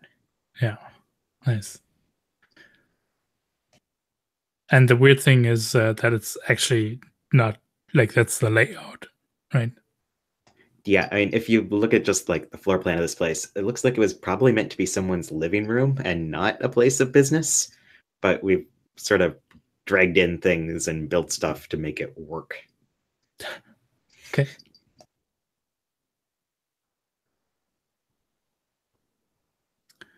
Maria or Mike, do one of you have something? Got something. I think that maybe there's like a small place in this room where plants can grow, and no one knows why. And there's a computer terminal that everyone thinks is just for decoration, but actually runs maybe some of the life support of the dome or something. But people just go up and they press on the keyboard sometimes, and like text runs. Ooh. It's a neat, yeah, it's a neat attraction. Cool. I wonder where like this entire place gets its power from. Nobody actually knows that or has a concept that there must be something powering everything. But I like it. Maria, do you have a detail of coziness and a detail of strangeness to add? I don't think so. I think. Okay. Oh wait, never mind. If you, Oh, okay, then go ahead. Yeah, sorry. then maybe the question is more, what's so weird about Splendor that everybody here kind of looks up when they enter? Also, give me the pronouns if you like. Splendor is he, him, and Splendor is actually constantly wears the suit that is on the, I think, the alien suit. He constantly wears it, and that's why he's weird. What kind of suit does he wear? The ones in the pictures. The astronaut suit. Yeah. Okay. Oh, nice. Okay, so he actually comes in with those heavy boots, and I He don't never know, takes it off, and also he doesn't talk to us. oh, he doesn't talk. Correct. Okay, so yeah, Jaybird, what are you actually doing right now?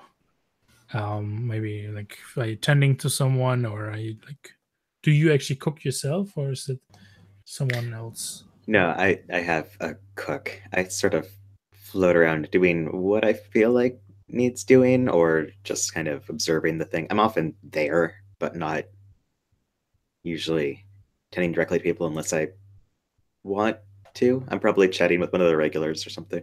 Who's the cook? Partridge.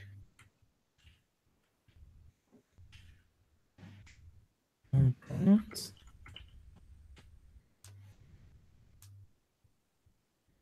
You have pronouns for me for Partridge? Let's say he, him. Cool. Is he older, or what's? Yeah, kind of old, short, stocky, fairly weathered looking. Probably pretty gruff. Cool. Okay, so what are you doing when when astronaut walks into your bar? that's the good beginning of a joke, right? Yeah. Like we get this like those heavy boots that like clank, and the ruffling of the entire suit that's like way too big. And Splendor walks up into the middle of the room, turns this way, that way, and everything is reflecting in his visor. Mhm. And then he like looks at you and puts a hand up, and the visor actually opens, and you see like he's sweating underneath. And I look up from probably been like the hand delivering a drink to my best customer, and kind of turn around and just sigh heavily. You know, you can take that off anytime you want. You've got to be dying in there. Yeah, he just looks at you straight. So here's the thing, right? You can read him if you want, or you can do anything else, of course, as well. But if you feel like this is a charged situation, you know Splendor doesn't talk. So why the fuck is he here? Yeah, I think there's still some of the. So what are you here for? And then clearly also I'm gonna try to read him because I expect he's not gonna answer. Oh. Yeah, let's so maybe you want to read I have them in roll 20 or they are in the thing, but maybe read the entire move for us so everybody gets to hear what read a person does. Okay, so when you read a person in a charged interaction, roll plus sharp. On a 10 plus, hold 3. On a 7 to 9, hold 1. When you're happy with them, you can spend these hold to ask the player questions, 1 for 1. And those questions can include, are they telling the truth? What are they really feeling? What do they intend to do? What do they wish I'd do? Or how could I get them to blank? Yeah. And you get to ask those questions in the ensuing conversation, which will be very one-sided, but you still get to ask them during them. Like you don't have to ask them up front, like in read a situation. Okay, well, let's see that roll. And remember to take XP because you're rolling, or are you? Are you rolling a highlighted stat? Yeah, sharp is highlighted for me, so.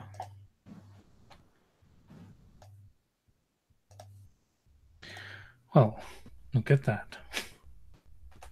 I get to ask 1, but it's not good now. Yeah, like you look at him and he looks back at you and you're like a moment not certain if he's actually looking at you or through you. What question do you want to ask? Gonna ask, what does your character intend to do? Yeah, I think the answer is quickly found. He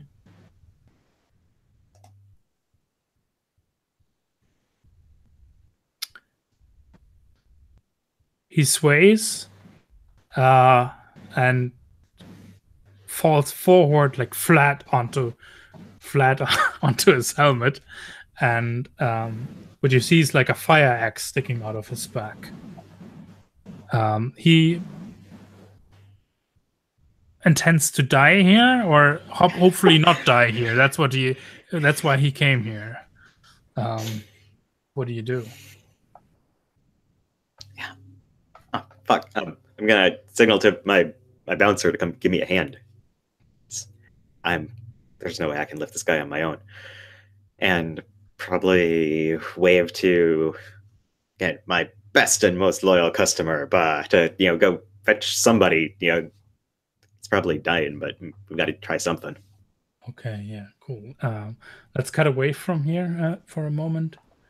I wanted to ask Blues a question, or like, why do you do, like, what's the reason to get on your vehicles and go outside of town, or where do you actually go?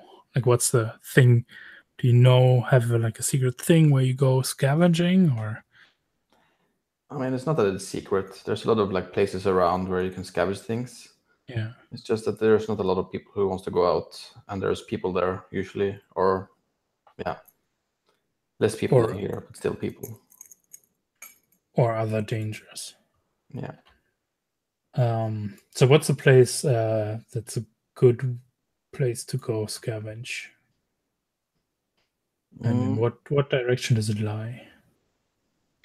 There is a place north that we call the Graveyard, which is like a place where there's like a lot of old space shuttles and stuff.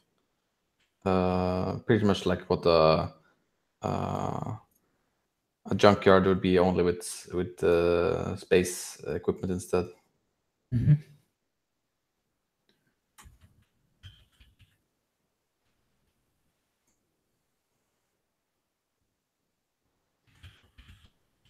Okay, and that's where you like get like valuable parts, that kind of stuff. I mean, there's all kinds of stuff there. There's a lot of, I mean, there's parts for things, and there's also, I mean, there's a lot of those shuttles or that has still equipment in them. Yeah. We don't really know if it was like I mean, I think there's also like as a player, I think there's also like crashed things. There are things that just went to shit. I'm not sure if it actually was like a junkyard or not, but there's at least like there's also like other sorts of equipment and weird things like comics and yeah, I don't know, all kinds of stuff.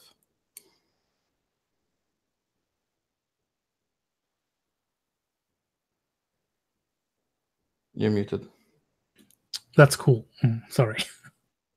That is cool. Do you have an opinion about my second question about who outside of your gang is most dangerous in town and what you might want, like if you want to recruit them or want them gone, or is the answer there's no one more dangerous except maybe Hoover? Honestly, I don't think Blues is so worried about Hoover. I think actually that Blues thinks Eon is more dangerous. Mm-hmm.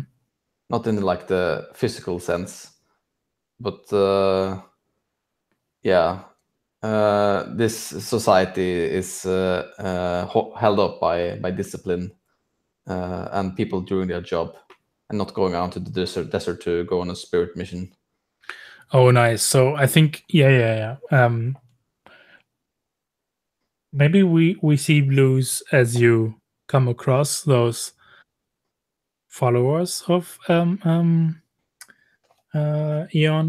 and they're being jubilant. I don't know, like what does this actually look like when they are in surplus together, and do they like, I don't know, dance on the streets, or what do you think, Ian? Yeah, I think when they're in surplus, they go to each other and to members in the community, giving gifts, which is usually just rocks, and sometimes making predictions or like attempting to heal them or give them visions. They become kind of outward and they're jovial. Yeah, and I think what would be a thing that you would go about in your daily business, Blues?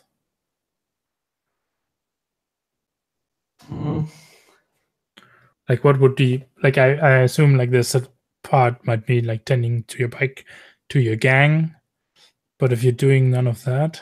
No, I'm probably like heading for the bar. Yeah, so I think you're heading towards the refuge, and I think you can probably already see it, right? I think it's a little bit of ways ahead when like suddenly there's like, is there something where so something your cult wears that can easily identify that you're part of the cult? Are they all trying to do this? I've got like lots of clothing, ropes, and have an undefined form kind of thing going on. I was going to say that they all have kind of a skin condition that they developed through just exposing themselves, and it's almost a mark of status. So some of them have kind of gray skin. Any of them that have been there for a while are clearly kind of malnourished.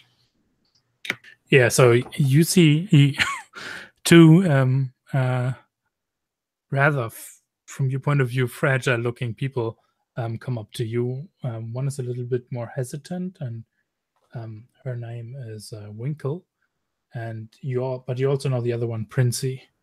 And Princey's got like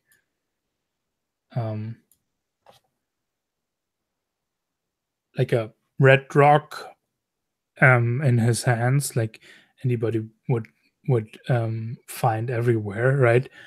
It's like looking at it as if it's like the greatest, most pleasing thing ever, just giving you whatever insight to it, and goes up to you and we're like with eyes bright blues, like kind of stares up at you. You're probably taller than he is, and goes, "Ah, Blues, take my gift, and he pushes this rock into your basically arms or chest. What do you do?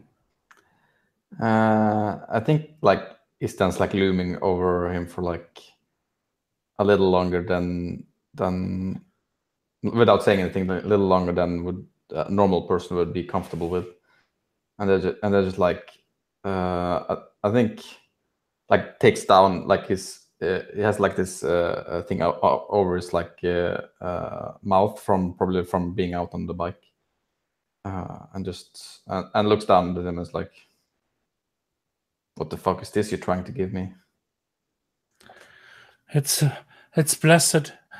It's blessed. Is what does this what does actually bless things in your belief or in your cult's belief? Yeah.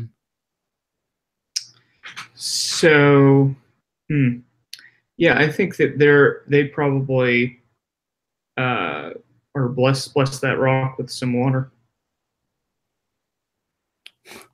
It's been touched by holy water, and it's my gift to you this glorious day. And like he actually like pushes it into your chest, right? So like there's going to, and he increases the tension. There's going to be a point where you either have to like do a step back to. Oh yeah, no, not doing that. I think like at the second he pushes like the stone up my chest, and I think I said, "Do you want to bless it with your blood?" Is that like going aggro? Yeah. So That's the important thing. That's the thing they would do. Bless it with their blood, by the way. Probably. Well, fuck. Okay.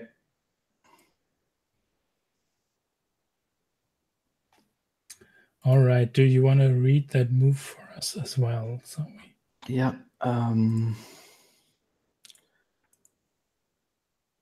When you go aggro on someone, make it clear what you want them to do and what you'll do to them.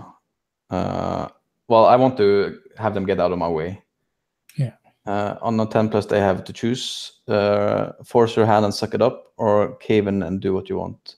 On a 7 to 9, they can choose one of the above or one of the following: get the hell out of your way, barricade themselves securely in, give you something they think you want, or tell you what you want to hear, or back off calmly, hands where you can see them.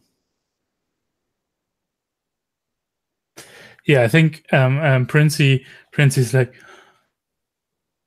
but yes, and smashes the rock into his own face. Like blood goes spraying very, very quickly. Afterwards, he's just surely stunned and like seems to go down onto his knees, right? And Winkle is there to kind of catch him. But like the rock has like blood all over. Blood is streaming down his face from his nose, and but he's still holding it up now, like expecting you to take it, because yes, he did as you asked, to bless it with his blood. What do you do? I think you see like Blues like look down on one of his boots, and there's like a speck of blood there, and then like looks up at the person standing in front of me, and for like a second, and then just like take the rock, and says, next time, and he like holds to his belt. Next time you do that, I'll blow your fucking brains out. And then he like walks away. Yeah.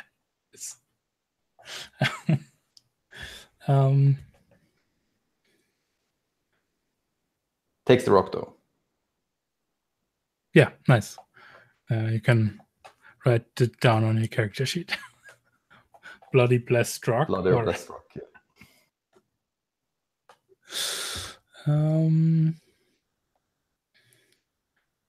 Okay.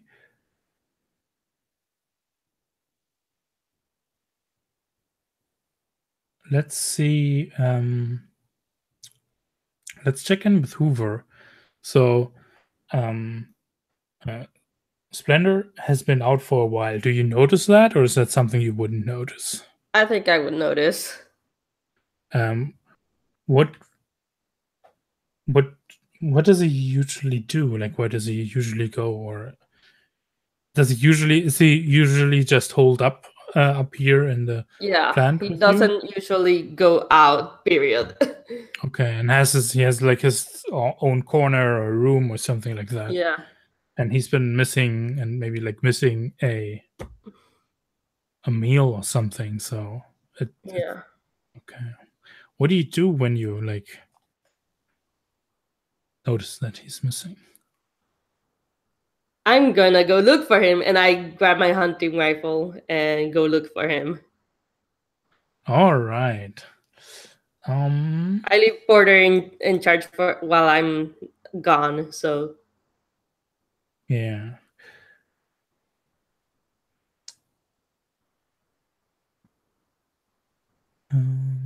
Quick check how much time we have. Did I put it in for 3 or 3.5 hours? 3.5. Is 3.5 okay for everybody? I would prefer 3, but I'm fine with whatever. Well, if that's the case, we can end it 3. I wanted to see or have a question about. I mean, I can do Gage. 3.5. 3.5 is fine. Yeah. Sure. Yeah, it's just I would prefer it shorter because I am running later today. But okay. But I did sign up, and it does say 3.5, so I'm okay with going 3.5. Well, maybe let's hear about Gage then for a moment there. All right. So Gage is your Lower. and Gage is maybe give me pronouns. She, her. Yeah. I assume this is like a known thing. This is like this is known. She's my wife, I guess. Yeah, nice. She's like an older woman. Would she be worried when you like I need to find where what happened, what's up with Splendor? I think we care about Splendor, like both of us. Mm-hmm. so we're like, what the fuck? Oh, is Splendor your kid? Maybe. Okay. Maybe, I don't know. Yeah. Okay. Then yeah, she knows. Porter's staying here to keep an eye out for any trouble. And well, we haven't really spoke about like location, but I keep imagining, but maybe I'm wrong, that the entire processing plant is kind of a little bit more elevated.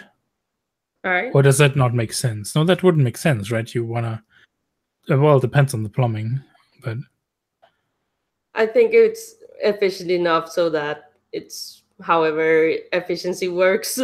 I don't know how water plants work. So I mean, this is also using some tech that's rather. Yeah, this is also using better tech. Yeah. So maybe. Do you have like what does this place look like though? Like do you have like a fence that's surrounding it? Do you have like cliffside on one end, or how are you? I think there's a big fence, like it's like heavy duty fence, like it's not a fucking fence that you see like on the street. It's like it's like a not jail per se, but like it is like a fence that you would put in like a place that's important. Yeah. Barbed wire on top and stuff like that. Okay. So you basically stroll down into town to see, or or where Yeah. you're heading to. Do you have someone who you would like go to like? I mean, Or you mostly make- keep to yourself, right? I mostly keep to myself, but I think I would most likely go to Jaybird first. And I mean, this is like also not knowing that he's actually there. Yeah, of course. Yeah, it's more like I think Jaybird has more connections than me, and also like I trust him more than most other people, so it makes sense that I would go to him. Okay, cool. And tied in there, I do have the move everybody eats. I mean, sooner or later, everybody comes through my place. So I'm a logical person to ask, I guess. Eon, Alright. yeah, got a question for Eon. And did you think about who's your go-to follower for problem solving, and who's the one most likely to speak for you? Yeah, I think the one most likely to speak for me is somebody who's like super enthusiastic and like almost asks too many questions. It's kind of like nosy. Yeah. What's their name? Garrett. And I want to offer maybe the other one or either of these to be an employee at Jaybird's place or a gang member. I just want to tie in.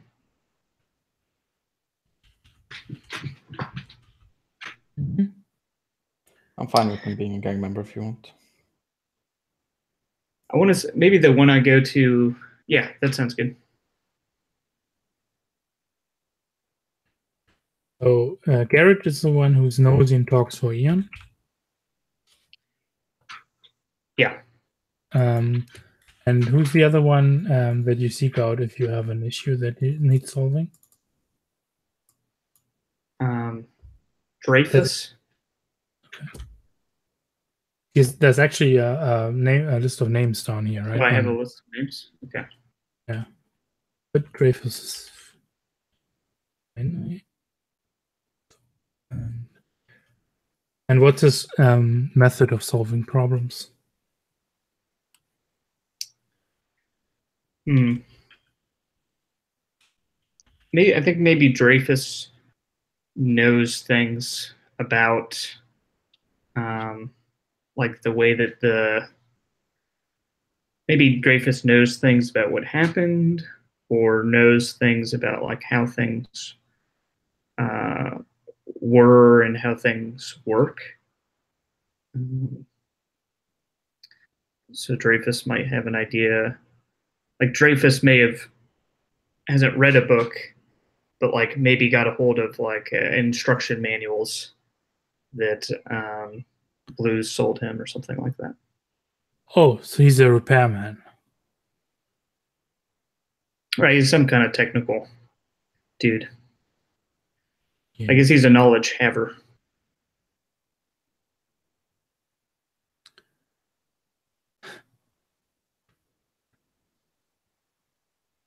Yep.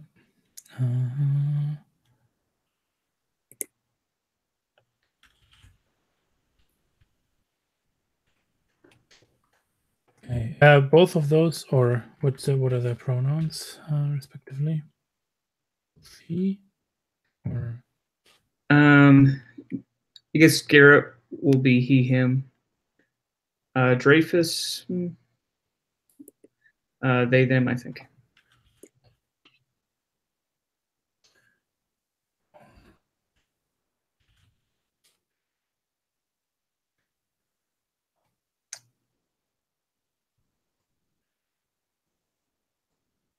okay, cool.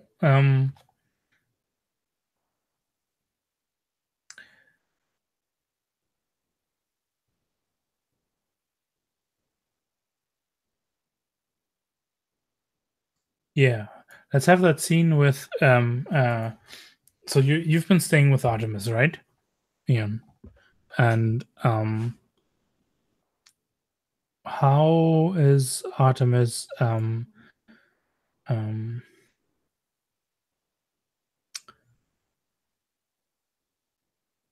yeah, I think Artemis is like, I don't know, what were you doing today? Like, what's like one of your daily things that you actually do? If you don't, Yeah, I think Yeah. I go and give a lesson to my followers. Like I hold, it's an open meeting that we hold, and maybe there's a little bit of water or food there. yeah, and I think you like I think this has just happened, right? And you like saw them, like they brought forth gifts for you. Basically, you've got like the table there full of stuff that your followers have given you, worth 1 barter. And they've also just like most, like there's still like some of them lingering about, but also some of them have been like really enthralled and left. Like you saw Princey going away with like, yes, I've got a bliss zone and I'm going to find a worthy recipient for it, and like full eagerness springing away. When you like suddenly notice the presence of someone who's like staring daggers at you, right? And when you look up, you see Artemis, who she has her hands on her hips and looks at you, looks at that table full of stuff that you just received, and looks back at you and is like clearly expecting you to give a explanation. I don't know what do you do? I think I approach her and I say, Artemis, your son's ceremony, his celebration has brought many blessings. See the joy on their faces, what your son offered them. And she like leers at the table, and oh, her expression softens a bit, and she goes and she's like, so this is all for me. Oh, She like it's starts for getting all in her hands and looking what's actually worth a shit on the table. Mm-hmm. I can offer you counsel and reprieve, maybe from your loss, but these goods will serve. Yeah, this will serve me quite nicely. And she's picking up like a light that you can plug into certain walls here, and it like makes light and warmth, actually. So something quite valuable, right? And looks at it. Yes, this will like serve me. Do you have? Do you feel? Do you want to challenge her on this? She's about to take that 1 barter away from you. I'm definitely challenging her. Okay. This is not how I work here. What does this look like? How do you want to challenge her? You also have an opportunity potentially to read her if you want to. If you want to just drill down a little further in talking to her. Yeah, well, I'll start with that. I feel like that matches me. Sure. So when you read a person in the chat interaction, roll plus sharp. Nice. On a 10 plus, you hold 3. Also mark XP, because I think your sharp was, or was it? Mm-hmm. Yeah.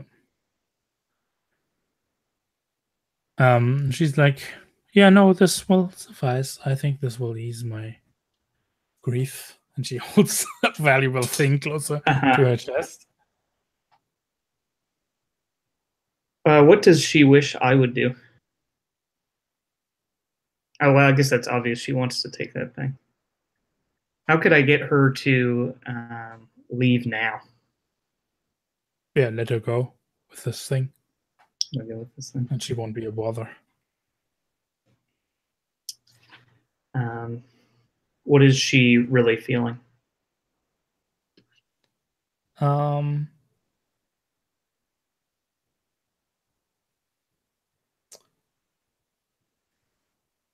So she's feeling testy and a little right, how you feel stupid when someone duped you. Mm-hmm.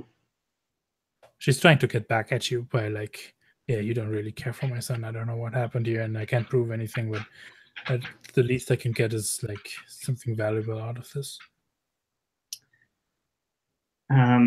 So I tell her, I feel suspicion and doubt and darkness in your heart. Now, if you were to step outside into the great worm's kingdom, all that would whisper away.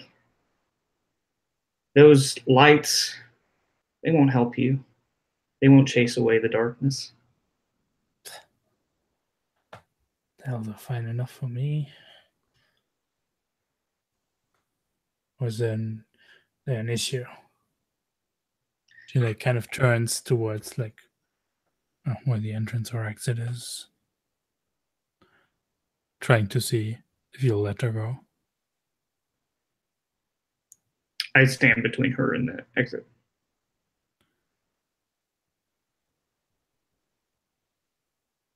She looks you straight in the eyes and is like,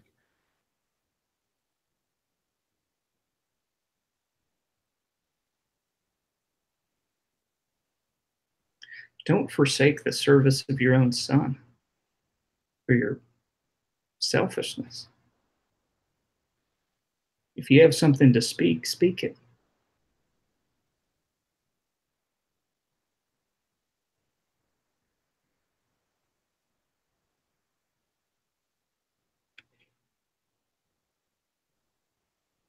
I leave now. She tries to step around you. I motion to anybody else that's there to bar the door. Okay. Nice. I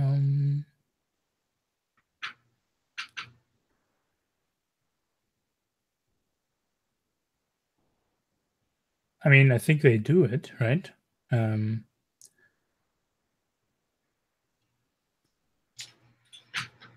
And she turns. I think that might be going aggro almost. Almost, yeah. The question here is, what are you threatening her with? Like more conversion talk or something else? Yeah. So the move I was gonna make was seize something by force. If she basically, if she tries to. That's if you're in battle. They changed it in like this is. This would be if she would be fighting back in a similar manner. Yeah, the sheets are outdated. They are still in like with Kickstarter stuff. So seize by force would be like the news sheets are fine, I think.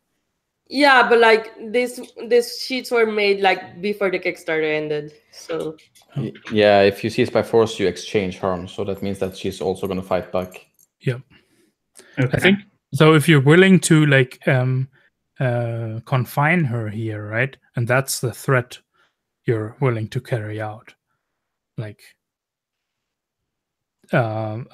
make her stay, force her, and confine her here. Is that the threat you're going for? Right. Yeah, it's not. Yeah, it's not. It's like you can't leave with that. Is kind of the. Yeah. And if you're like, the big question with going aggro always is, are you willing to carry through or carry your threat out? And what's the threat? Like, What would you do if you don't stay? Then I put you up in chains or tie you up or throw you down in the basement? I want to suggest that she's breaking the law because she's touching something that isn't hers. That's also a way to go here, right? But that so that's the other one. Yeah, the threat could also be I'm gonna pull you out and but that might more be a manipulate. So if I feel like I can manipulate, I will, and that's kind of what I've been going for. I wouldn't harm her. I would just. So you would let her go after? I would let her go, and I would make it so clear that she was going to face consequences. So your followers close the door, right? Mm-hmm. She takes a deep breath, turns around, and looks at you. What do you want to do? Like, do to me? So you have the opening there to actually try to make your argument. Right. What's your argument, though? What do you say to her? These are gifts, holy gifts, in honor of the joy that her son has brought, and to take them is sacrilege. And I try to play off the fact that I know she's suspicious of me. She suspects me, and offer what can I do? Do you actually bring up that it's against the law? No, because he would not want this to be like his godly law is what's the force here. If that makes sense. So what's the reason that you're giving her? So I ask her, what can I do to assuage your suspicion? You have this doubt about me. I can feel it inside you. I can hear it. Nothing. Just let me go now. This is mine. And she like her hand goes like inside of her garments. She's clearly, I don't know, ready to pull a gun, knife, whatever. And she's like looking at you and looking at the one who like closed the door, trying not to get cornered. What do you do? I think that my followers would react and that I would allow them to attack her without intervening. I don't think you have that control of your followers because they're not yours, they're mine. Okay. Right. Well, I was thinking, I don't want to control them, but I'm thinking what. Well, you can certainly. Yeah. Right. I guess the story I had in my mind is that they would do that, but I also wouldn't. I think at this point you can seize by force. Yeah, if you want to go for it, with your followers are there, they would definitely help you, but you're not like out of harm's way. What I'll do is what do you do? You want to get into disarming her, taking this thing away from her? Yeah, I say that the sky, the great worm will have consequences for you, and I let her go. Oh, okay, so you let her go. Yep. Okay. She looks at you and, well, walks off and strike away that one partner. Mm-hmm. Now I've got to hurt her. I have a suggestion for my jingle. I think I'm hired as a bodyguard. And I think Lawbringer would trigger as soon as I figure this out. And yeah, basically. Because otherwise if you're unable to enact judgment for any reason, but I just haven't found out about it. Yeah, that's the thing, right? It could have also been the threat could have been you're trying to steal from me. I'm going to bring you in front of Hoover. That could have been the going aggro as well, or potentially I'm going to tell on you if you just leave now. That could have been the seduce and the manipulate and the reason in this case. But I think let's jump over and have our last scene. And I think Hoover, you're coming down the path, and you can already see the commotion in front of the refuge.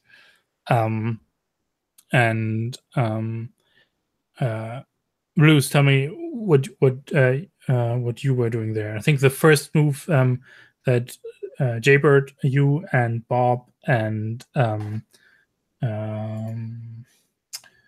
Kettle, what you did was basically like get Splendor out of this cramped space here where the other people are, and maybe you've like already barred him up. I don't know if you've like taken off the helmet or done anything else. At least I think he's still got the axe sticking in his back, or like that's the commotion that you also saw, Blues, as you like, yeah, I'm gonna go to the bar, and suddenly the bar swings open and there's like these three people with like an astronaut suit body with the axe in the back of his back. What do you three all do here? So I think Hoover will be like, "What the fuck is going on?" And then say Splendor, and he's like, who did this? Who did this? And I think like Blues like naturally reacts to that as being accused of violence, and says like, "No, my machete is here. I don't have an axe." And I look at Jaybird. Like, fuck if I know. I've got bigger problems right now. Like the axe in his back. Yeah, you want to help here? And yeah, I will help him. Yes, I will. But I am not an angel, so I don't know first aid. Well, this is not Jaybird's area either. I love how before the broadcast we were talking about no angels, and now we kind of need one. I mean, but it does sound like Hoover's kind of taking charge of the situation. And Jaybird is very glad to get the guy with an axe in his back outside and out of Jaybird's problem. So, yeah. Do you want to read the situation? No, just as soon as I can get someone else. I would like to read the sitch. Yeah. That would give me an experience if I roll plus sharp. Let me roll plus sharp. Boop. Boop. That is a miss. I still mark XP though. Yeah, and on a miss you get to ask one yes, you get to ask one anyway, even with read a sitch.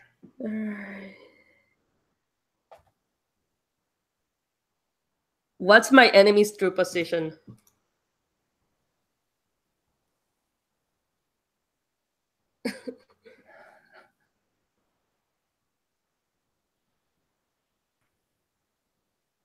Like this would be like figuring out who the enemy is. Yeah. Yes. Like if I might get this by identifying the axe or something. Okay. I'll tell you. And I think you what we hear is I knew this would get you out of your little hidey hole, and we hear the cocking of a gun, and you feel the barrel of shotgun against the back of your head, and I think that's where we're cut for tonight. How much harm? No harm yet. He hasn't. Oh, okay. He hasn't shot yet, but it's definitely fucking Rolf Ball. Of course, it's fucking Rolf Ball. It's always fucking Rolf Ball and Bremer, but Bremer's dead now because I shot him. Yeah, you should have killed fucking Rolf Ball too. It's fucking Rolf Ball. Yeah, I think this is a good place to end it, because we also, at the end of session, we have to do history. Yes. So we go around and where was it again? Who knew you better? Sorry. I got it. At the end of every session, choose a character who knows you better than they used to. If there's more than one, choose one at your whim. Tell that player to add +1 to their HX with you on their sheet. So let's go around, and there's more text to this, but this is fine. Yeah, you just want to start, Maria? I mean Rolf Ball, but I I mean Rolf Ball isn't a PC, so I think I know Jaybird better. Oh no, you choose someone who knows you better. Oh, someone who knows me better? Yeah. I mean, that's still Jaybird because Yeah. Because weirdo Splendor walked for some reason chose the refuge to go with an axe in his back. Yeah. So if this brings you up to HX +4. So who increases the HX, him or me? No, for Jaybird. Tell that player to add +1 to the HX. Okay, so I have an extra HX then. Is it 4 or more? No, that just makes it 2. Okay. Okay. Then Blues, who knows you better? I don't think anybody knows me better. So if no one knows you better, choose a character who doesn't know you as well as they thought, or choose any character at your whim. Tell that player to take -1 to the HX. I think maybe it's Ian, because of his followers. Yeah. So Ian, you subtract 1 from your HX with Blues.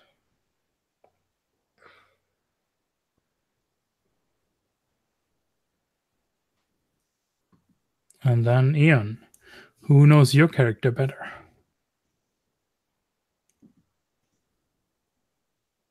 Nobody you could say that. I mean, Blues knows my followers better, but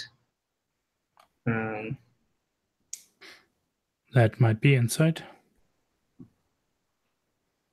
Otherwise, you need to choose someone who knows you less. Yeah, I think I would choose Blues knows me less. Like that would be an understandable reaction from the strange behavior that he encountered. Okay. So -1 HX for Blues with Ian, and Jaybird, who knows you better? That's a good question.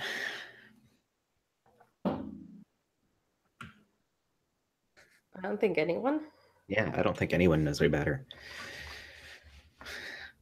Who'd know you less?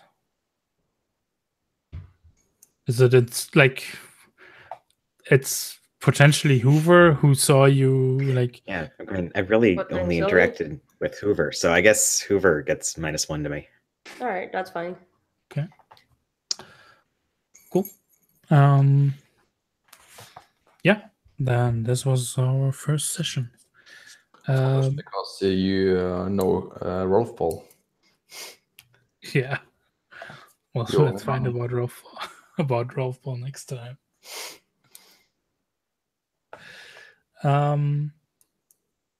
Yeah, I think Maria, if you gotta go, could let you go if you're. Not immediately. Do you want to do anything before you stop the broadcast? Oh yeah, we'll stop the broadcast and then we can talk about if we want to do Stars and Wishes or Rose and Thorns. All right. Okay. Then till next time.